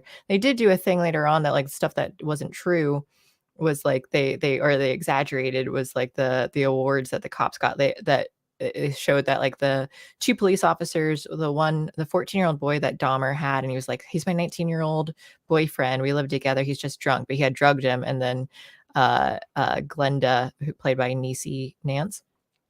She was like, no, like, what? And that she's actually a combination of two. Yeah. Mm-hmm. Yeah. But so she's like, no, like this is like he's a kid, he's a baby, and then the police let Dahmer keep the 14-year-old boy, and then he murders him. So like the police were there for it, and they're just like, okay. And then they get in trouble like by getting suspended, I think with paid leave though, and then eventually reinstated. And in the show, they have them like they get like these awards for being great or whatever. And that part didn't happen. They didn't get those awards, but they were reinstated and they had long careers. So like that is crazy to me as Yeah, far as like no. stuff. But then I guess it's similar to what were we talking about earlier with the Bayonetta woman, where it's like it's weird. I'm like, I don't really like the exaggeration of like the like, yeah, it helps with the to dramatize it, but it kind of bothers me. I'm like, no, I want to know what really happened. Like now it makes me doubt some, like I had to look this up myself to see like did these, because I was questioning different things. I'm like, what really happened? So I kind of wish that they just did like, it was enough. You don't need the award. It's enough to say you're reinstated and you have a long career to be upset by that. Exactly. Like I agree with that. And like it was funny, I was talking to a friend about this and saying that they were making it kind of like a race thing. And I was like, I was worried after the first 2 episodes because I was like, Dahmer's first victim was white. Mm-hmm. And many of his victims were white. So I was like, are they trying to say that he only killed black guys? Like from the first, because they show everything out of order. So I was like, and they were only showing like black victims. So I was like, what the hell?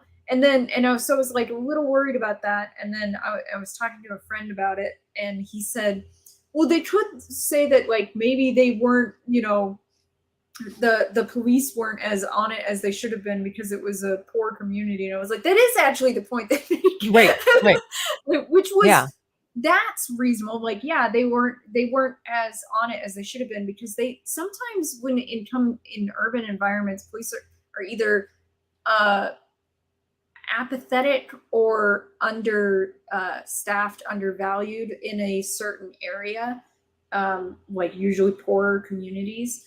That is true. That does happen. So like, did that happen here? Kind of. Yeah, it did. So like, I kind of believe, like, you know, there were points where it's like the police didn't come for a long time. And I can believe that because I can tell you that sometimes they just don't fucking show up in an urban area. Even in rural areas. That's when I had my car accident, and we had to call the state police, but we waited like an hour, and like they didn't show up, and my car was like technically drivable, and the guy was the guy who stopped to help us was a volunteer fireman, and he worked at an auto sales place though too, and he was just like, if it's drivable, it's technically a non-reportable accident, even though my car rolled down a hill.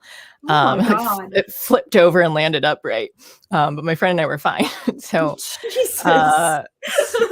So we like bury the lead in your car. I just like hit a patch of like slushy ice, and it fishtailed, and when I overcorrected, and it happened to be like on a hill, I was only going like 45, and it was on Groundhog Day, and then it like rolled down, like it flipped over and landed upright, and but I always like made sure that we wore seatbelts though too, and especially since then, because you never know when the car might flip over. But But yeah, we waited like an hour and they didn't show up. So we just had to like call and cancel the police. We're like, never mind, we're good, because we didn't want to wait around forever. Yeah, God. I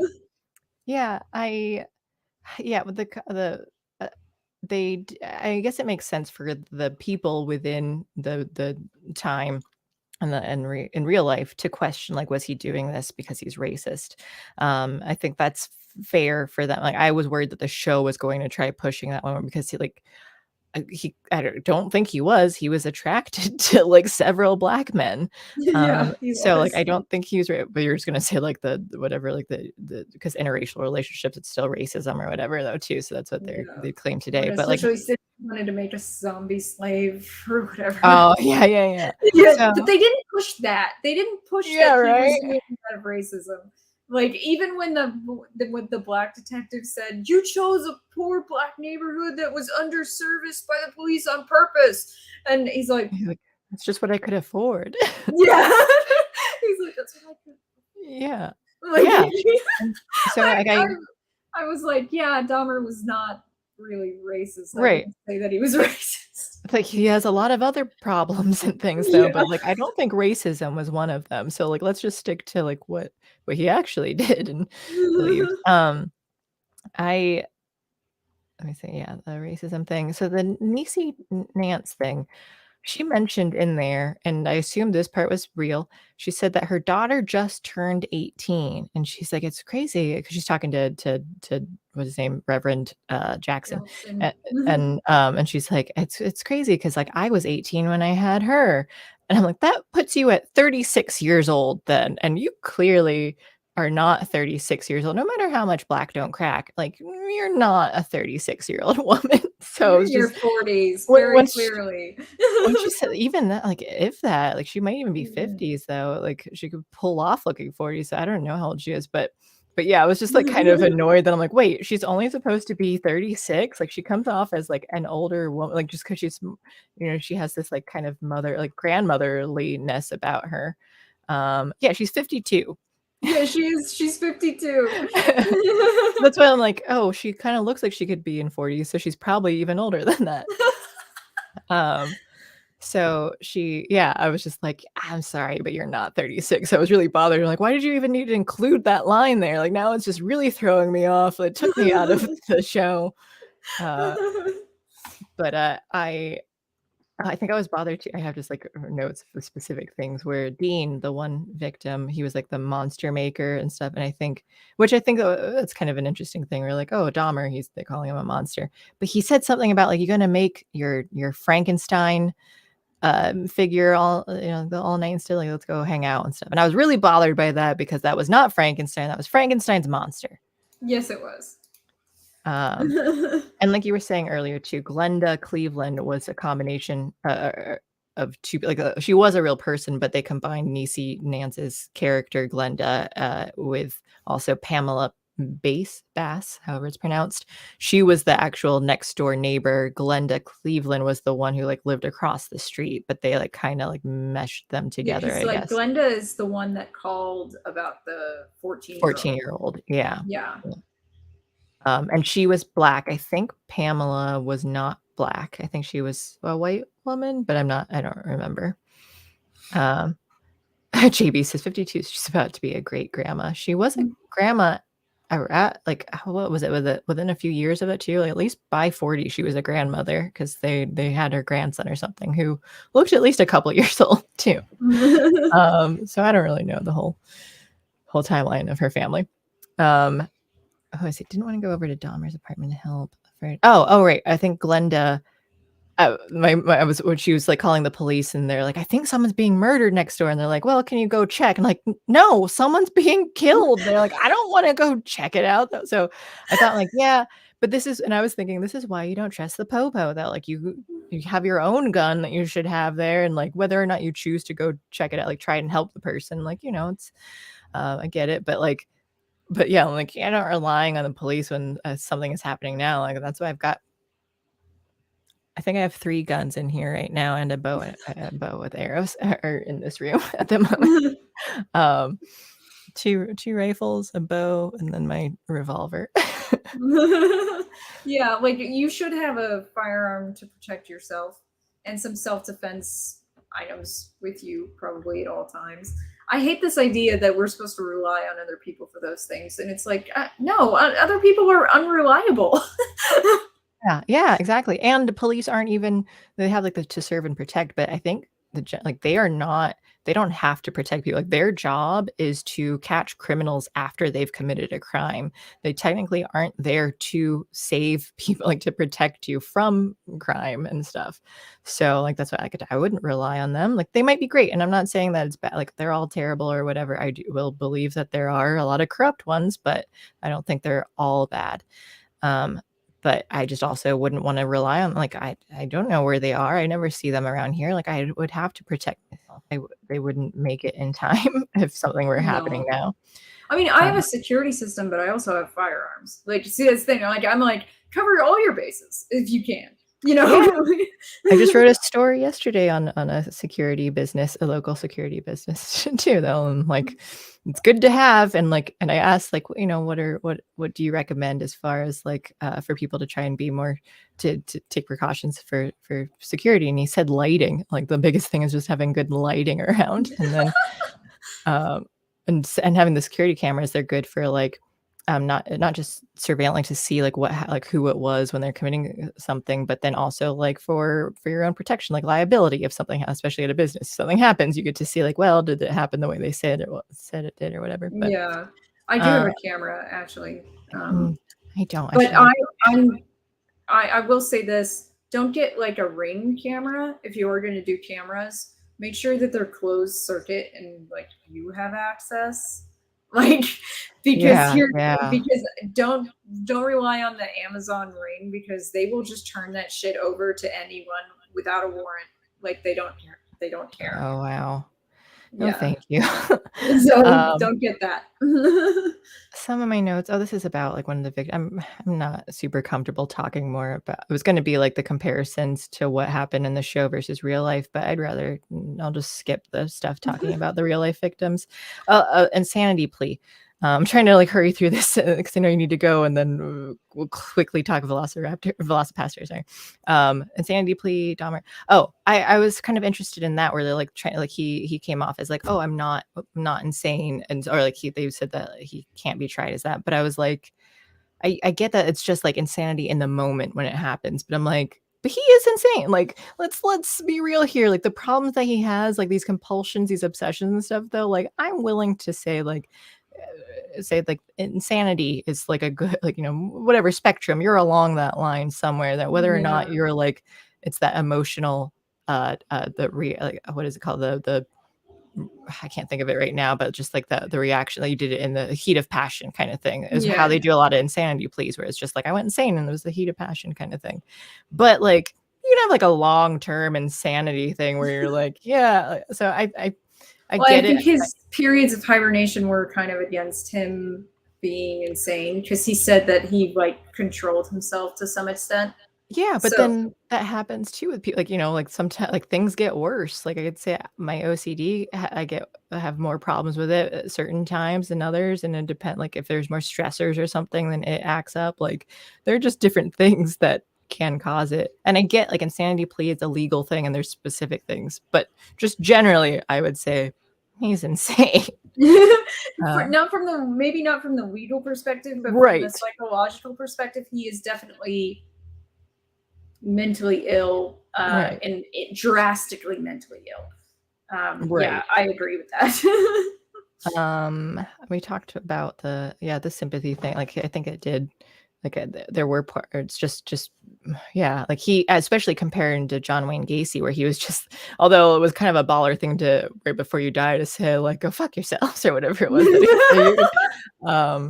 but like clearly like he, you know, he enjoyed the inflict, like the killing and the whatever of it, at least how they portrayed it, whereas Dahmer was more about like whatever weird experiments and stuff too, and like wanting, like he just had like the other craziness.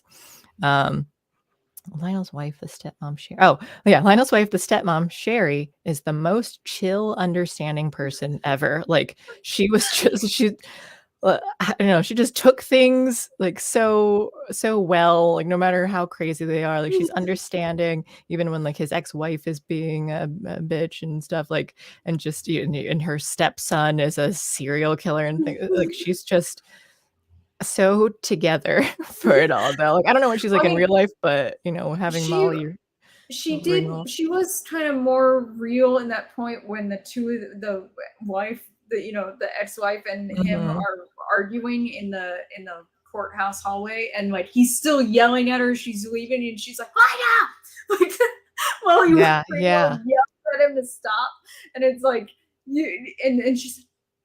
And then she like gets control of herself after her outburst, and she's like, "Stop!" yeah.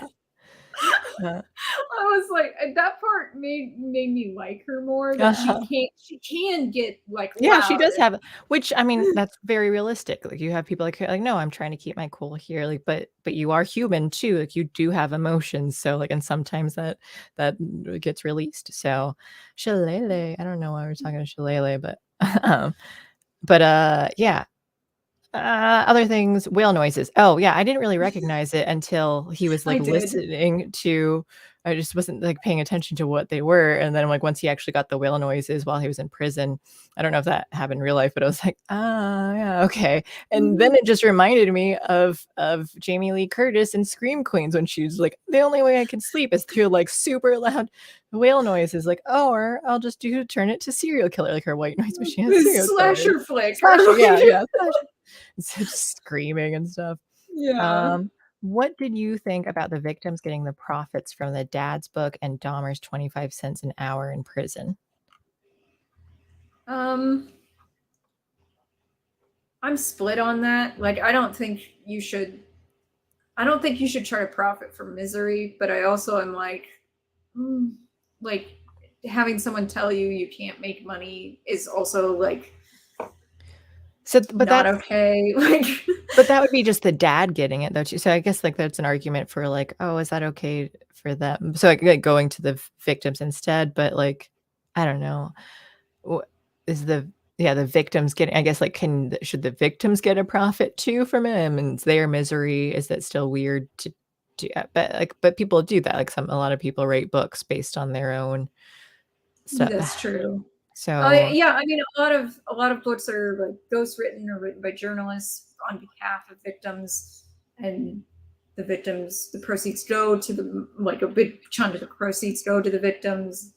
And like to some extent I get that. Like maybe if they come to an agreement instead of taking everything. Yeah. Split some sort of splitting the profit somehow, or like rather than it just being like you're mandated to give all of them here, like maybe there is some sort of compromise or something. I don't know. That's I wasn't sure how I felt about it. I think I felt like it was wrong though, because it's like, yeah, it's your story, but then like, I'm telling my story from my perspective of stuff of though, like, and like you were affected. So I think that's why I while I sympathize, I do kind of lean toward like, well, it's wrong to take someone else's money though. Like you're infringing on their rights of like their property. And I think part of it has to do with the fact, like, does his book even talk about the victims' lives at all? Yeah, I don't even know. Yeah. Like then, and if it's more about his relationship with his son and trying to reconcile, which I think it was. Then I'm sort of like, well, then maybe you don't deserve any of the money. Like I don't know. Right. Yeah. And I think it depends on the content in it though too, like how involved were they specifically to it. And that's what like the one mom, she even kind of like said like, oh, it's one thing to go after Dahmer, but to go after his family, like, they went through a lot as well. So she was a little bit sympathetic there, but then still decided like, yeah, I'm going to take their money, what little there was of it in the book sales anyway. But and then I think the last thing I have is just when they talked about like building a park after they tore down the housing units there. It was just like so much red tape that they couldn't, and nothing has been built since then either. So it's just this empty lot. They didn't do anything with it, where Glenda was like, hey, we should put a memorial here. They're going to make it into a park, put a memorial, and they didn't even do anything with it, which means government makes everything difficult and it sucks. So I know. I'm so like, I was like, thanks for that message that red tape and regulation ruin everything. Yeah. All that shit comes from the government. Like, oh, it's so hard to get something built in the city. Well, the city is making it hard. Right. Like, you keep loving government and stuff too. So like learn that like the more of it that you have, the more things suck. So and that's it. That's all I had for that. If we have like 2 minutes, I don't have a ton to say about. I pushed it back 15 minutes. So you did. Don't All right. So we've got a little bit more time. Anything to wrap up? Anything else on Dahmer then?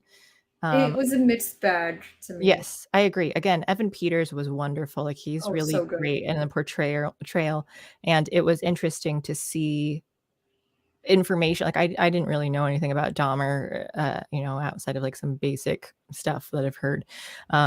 So it was interesting to kind of get like at least an idea and to see like what his perspective was. Like I didn't realize he actually had like what he did though, to kind of understand him more, where it's like not just this murderous intent that he wanted to do. It was like for whatever other weird neurological problems he had. Yeah. So that was interesting. But yeah, like again, it was difficult with the victims and all that. Like making a dramatization of this.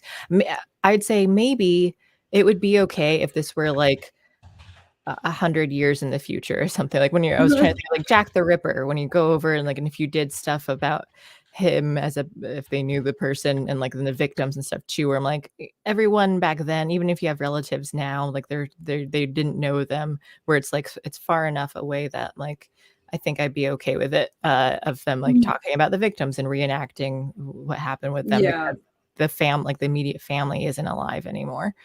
Long dead, everyone, it's not in living memory, fine, have at it, I don't care. Yeah.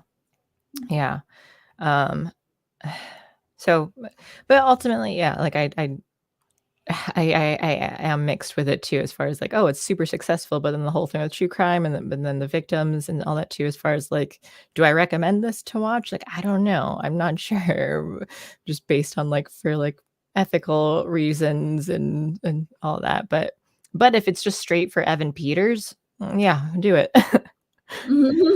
Yeah, Evan Peters' performance is absolutely 100% amazing.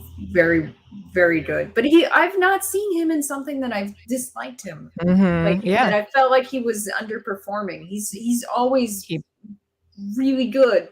Yeah, he puts everything into each performance. So yeah.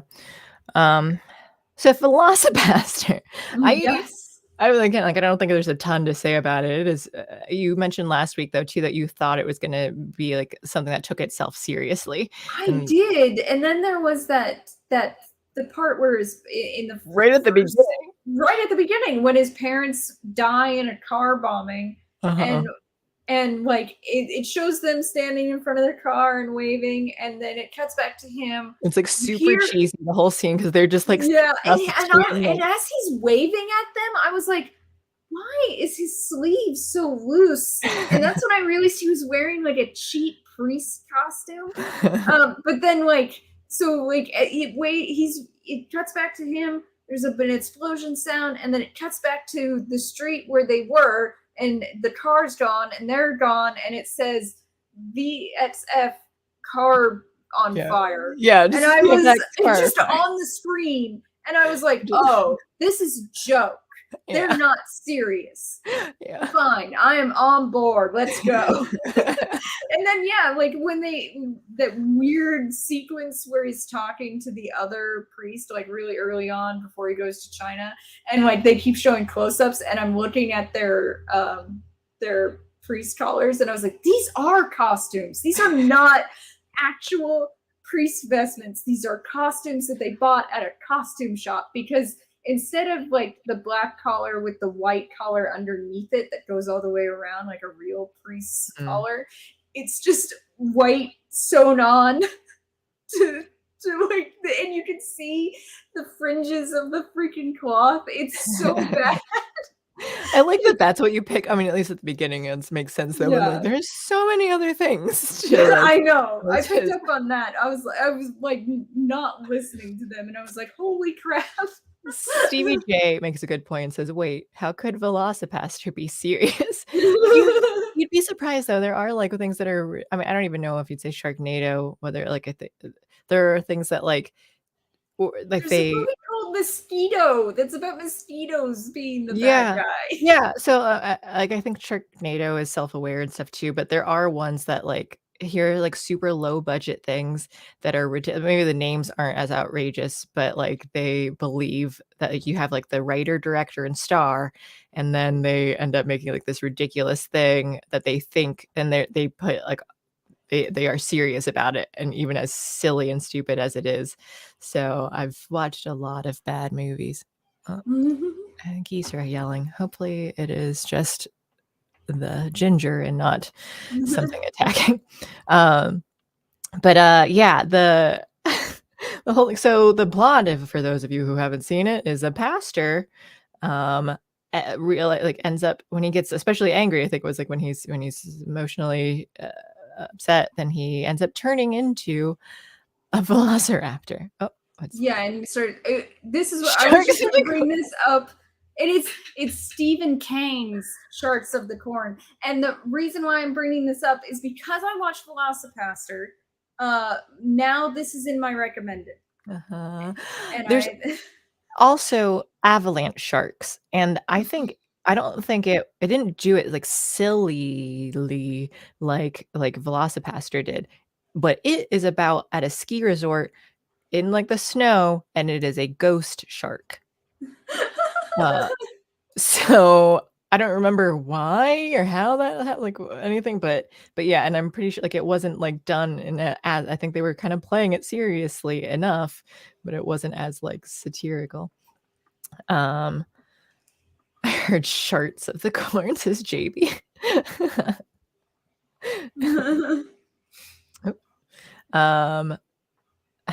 Yeah, so what else is there? Like so he turns into a velociraptor, and so then he's fighting. There's like ninjas involved. They whatever, like the weird organization of like the ninjas, and then at the end the one ninja, like when he reveals himself and like he didn't recognize because the whole time like when his parents, he's remembering his parents, and he's like they're like laughing and just like prolonged laughter, not saying anything. It's just like happy time flashbacks, and he's like, I'm so proud of you, you're my only son. And then and even watching that at that time too, I'm like, that's a weird thing to say, but then it makes more sense later on when the one ninja that like they were fighting like takes off his mask and he's like, do you recognize me? And it takes him a while, but then he's just like, brother.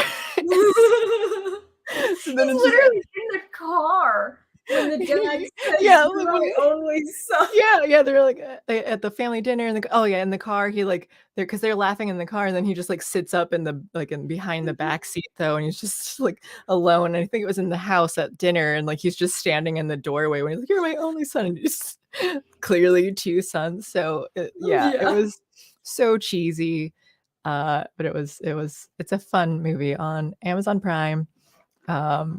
Very much taking itself not seriously. So yeah, absolutely not. And sometimes it turns into a music video a couple of times. Oh yeah. It's just kind of all over the place, but like you're like, all right, yeah, because like this whole thing is silly. Like even because he just has like the raptor arm sometimes, and other times he turns, and then when he's a full thing, like it's seriously just like such a costume where you're like it doesn't look realistic at all. It's just this big dinosaur costume as he's like fighting ninjas.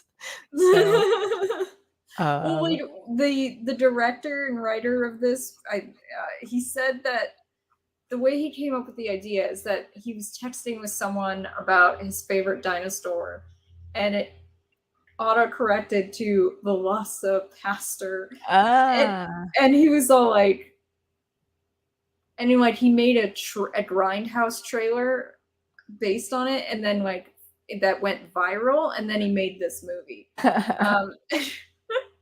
And I do think it's really funny because there's so much of it, like it's making fun of kung fu movies. Oh my god, it made fun of like romantic comedies at one point. It really like went all out on making fun of people, and like it has the final confrontation in daylight, and it's so funny. Oh yeah, because then you finally see the full Velociraptor costume, and it's so cheesy. It's so cheesy. Yeah. Yes. It's so funny.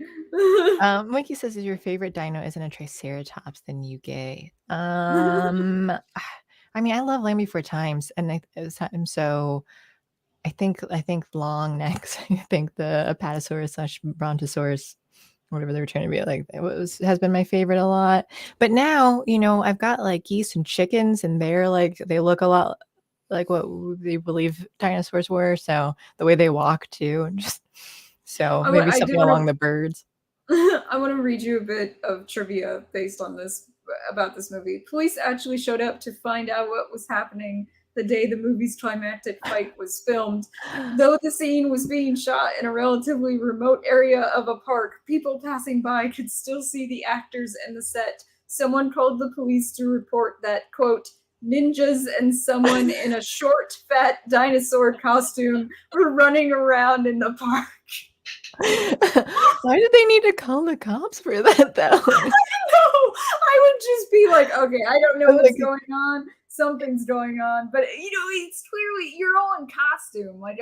Or what if they believe they're like, hey, calling the cops, ninjas are attacking a guy in a dinosaur costume, like, need help ASAP. Well, it kind of reminds me of the first Naked Gun movie where they're making fun of the Dirty Harry line, and he got in trouble for shooting 4 guys in the park, and he's like, well, I don't know about you, but when I see 4 guys stabbing someone in the park, I don't stop to ask questions.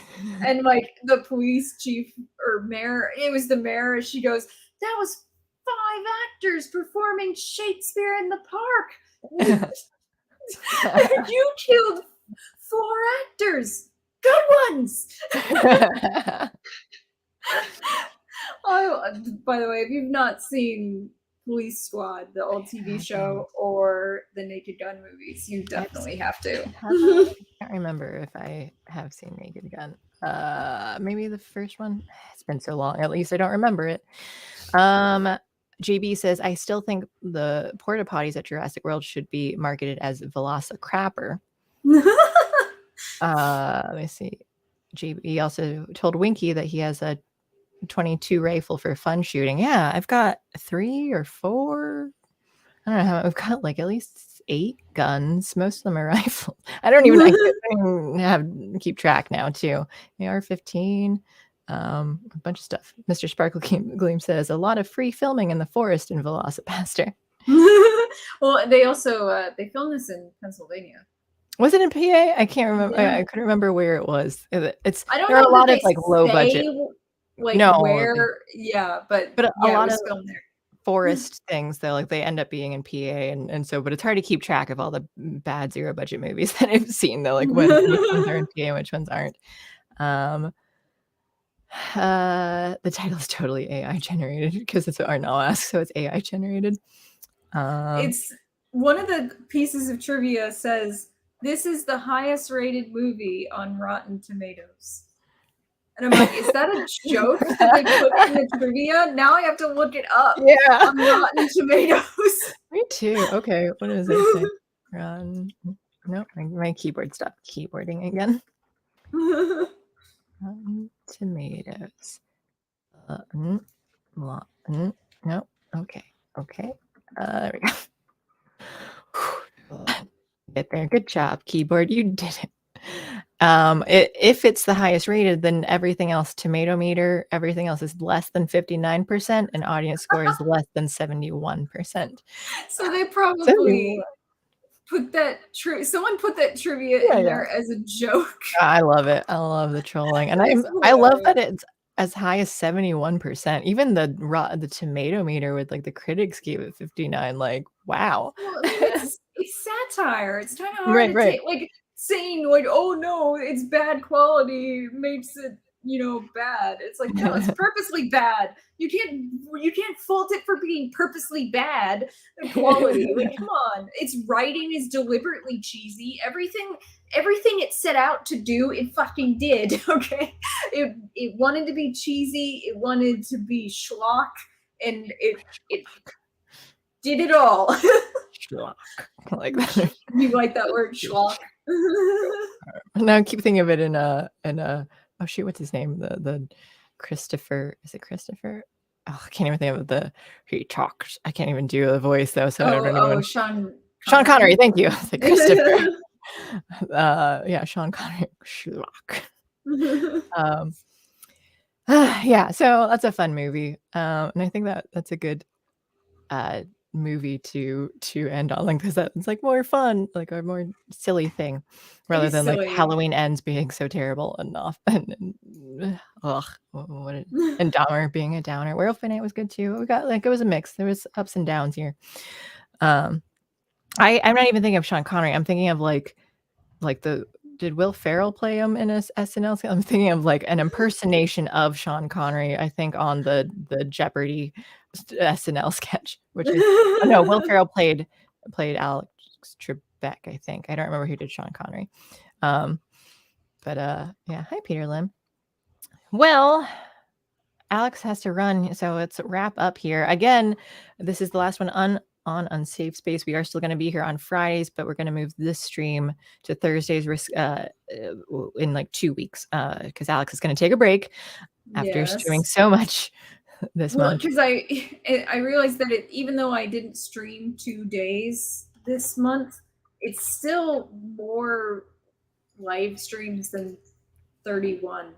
Oh, because yeah. there are some days that I stream 2 or 3 times. So. Yeah, because you're not even just doing it on your channel, you're doing it on here and Caleb's and things. So so yeah, and I did see, I think we got at least like 7 new subscribers there. So thank you very much. But if you still haven't, go to youtube.com/the-sorceress-princess. And someday I'll be allowed to change that name. But until then, I cannot. And here's Alex's channel. And then also you can come into my Discord because I might be doing like other streams on other platforms like Rumble. If I do like newsy stuff, I'm not going to do it on YouTube because I'm going to say too many inappropriate things. So, but in the Discord, it'll be updated, or like any streams and videos and stuff that happen. I'll be posting them in there, and that's free to join. Anyone can join it. Yeah. Anything else? Hi, Tim Parker Chambers. Thank you. Book club Sunday, 2 p.m. Eastern.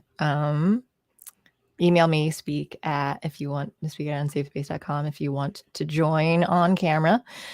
I think that's it. Watch 28 Days Haunted on Netflix. It is awful. It is like a reality ghost hunting show, and it is like the worst one because they're putting in like drama among the ghost hunters though, and I'm like, I hate this. I hate them all, and because they're like stuck inside whatever haunted location for 28 days, and they have to like change, and then like, but they're going through like all the physical and mental changes, and I think it's always fun to see like, oh, the psychology of like the people who believe that they're sensitives is what they're calling them now, and the psychics and things though, and to just see that. So I've started watching it, and it is awful, but it's based off of the Conjuring people. I forget their names, but because their thing was like, the stuff actually really happens after like 7 days, and then they're testing it out. Like the family, it's like the son-in-law is testing this out, and but essentially it's testing out how much money can I make on a reality ghost hunting show. So we'll see. God. But I think it's so trashy because I'm like, I don't like reality show, like normal reality shows and all that though, because like whatever Housewives and things. But like ghost hunting, I think it's cheesy in a different way. But now they're combining them, like, because you don't get that same drama with the people. Like, this is so trashy. You're like not down for it. I know, but I'm gonna keep watching it, and I hate it. I don't know how you do it. You watch so many bad things. Oh, by the way, I started like watching more Rings of Power today. Have you? I finished everything. Like I just put it in as like a pop-up on my screen, so it's like it's mostly minimized, and I'm doing other things. And as I'm watching it, the music is so, and I realize this is a big problem with it, is that the music is not epic. It's fucking soothing. I just wanted to go to sleep the whole time. And obviously the show's actual plot and dialogue was not helping, because I was like, by the time it was like 3:30 when I stopped, like right before our stream, and I was like, I want to fucking nap now. Like, I think I can put on Rings of Power to go to sleep to, and it might work. I'm kind of interested in checking it out, but I just don't really care about Lord of the Rings, so that's really hard for me to like even want to get into. But you got the white vagina, so Yeah.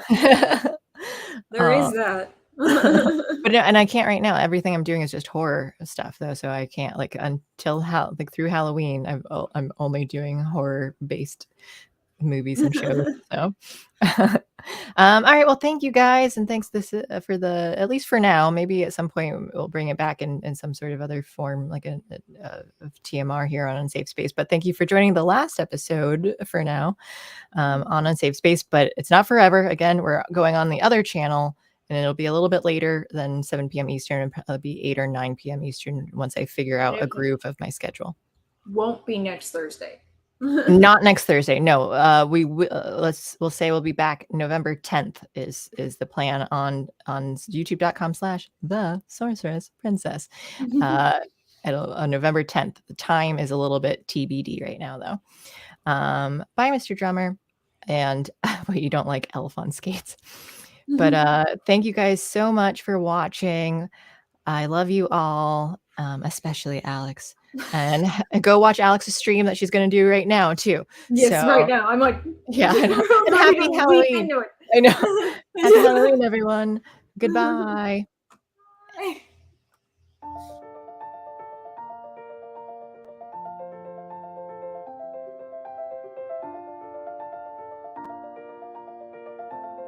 Thanks for sticking around until the end.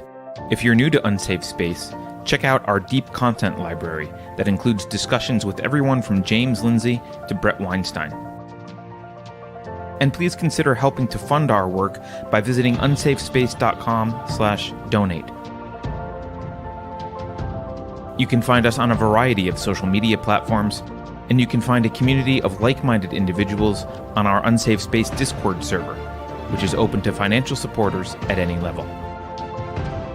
We hope to see you there. Warning. This is an unsafe space. Dangerous ideas have been detected. The content of this production is known by the state of California to cause unregulated ideation that may be harmful to bureaucrats. Association with the following individuals or tacos is strictly prohibited. Apropos of nothing, I was just wondering how would you feel about another pandemic? Your president is in full control of his mental faculties. If you think about it, no one should be allowed to express opinions. But don't. Think about it, I mean. That's not your job. Thinking has been scientifically proven to be less efficient than compliance. Science, scientific, and scientifically are registered trademarks of the World Economic Forum. Unauthorized use is prohibited. Computer voice courtesy. Never mind, that last line is fake news. Please disregard it and return to your safe space immediately. There will be cake.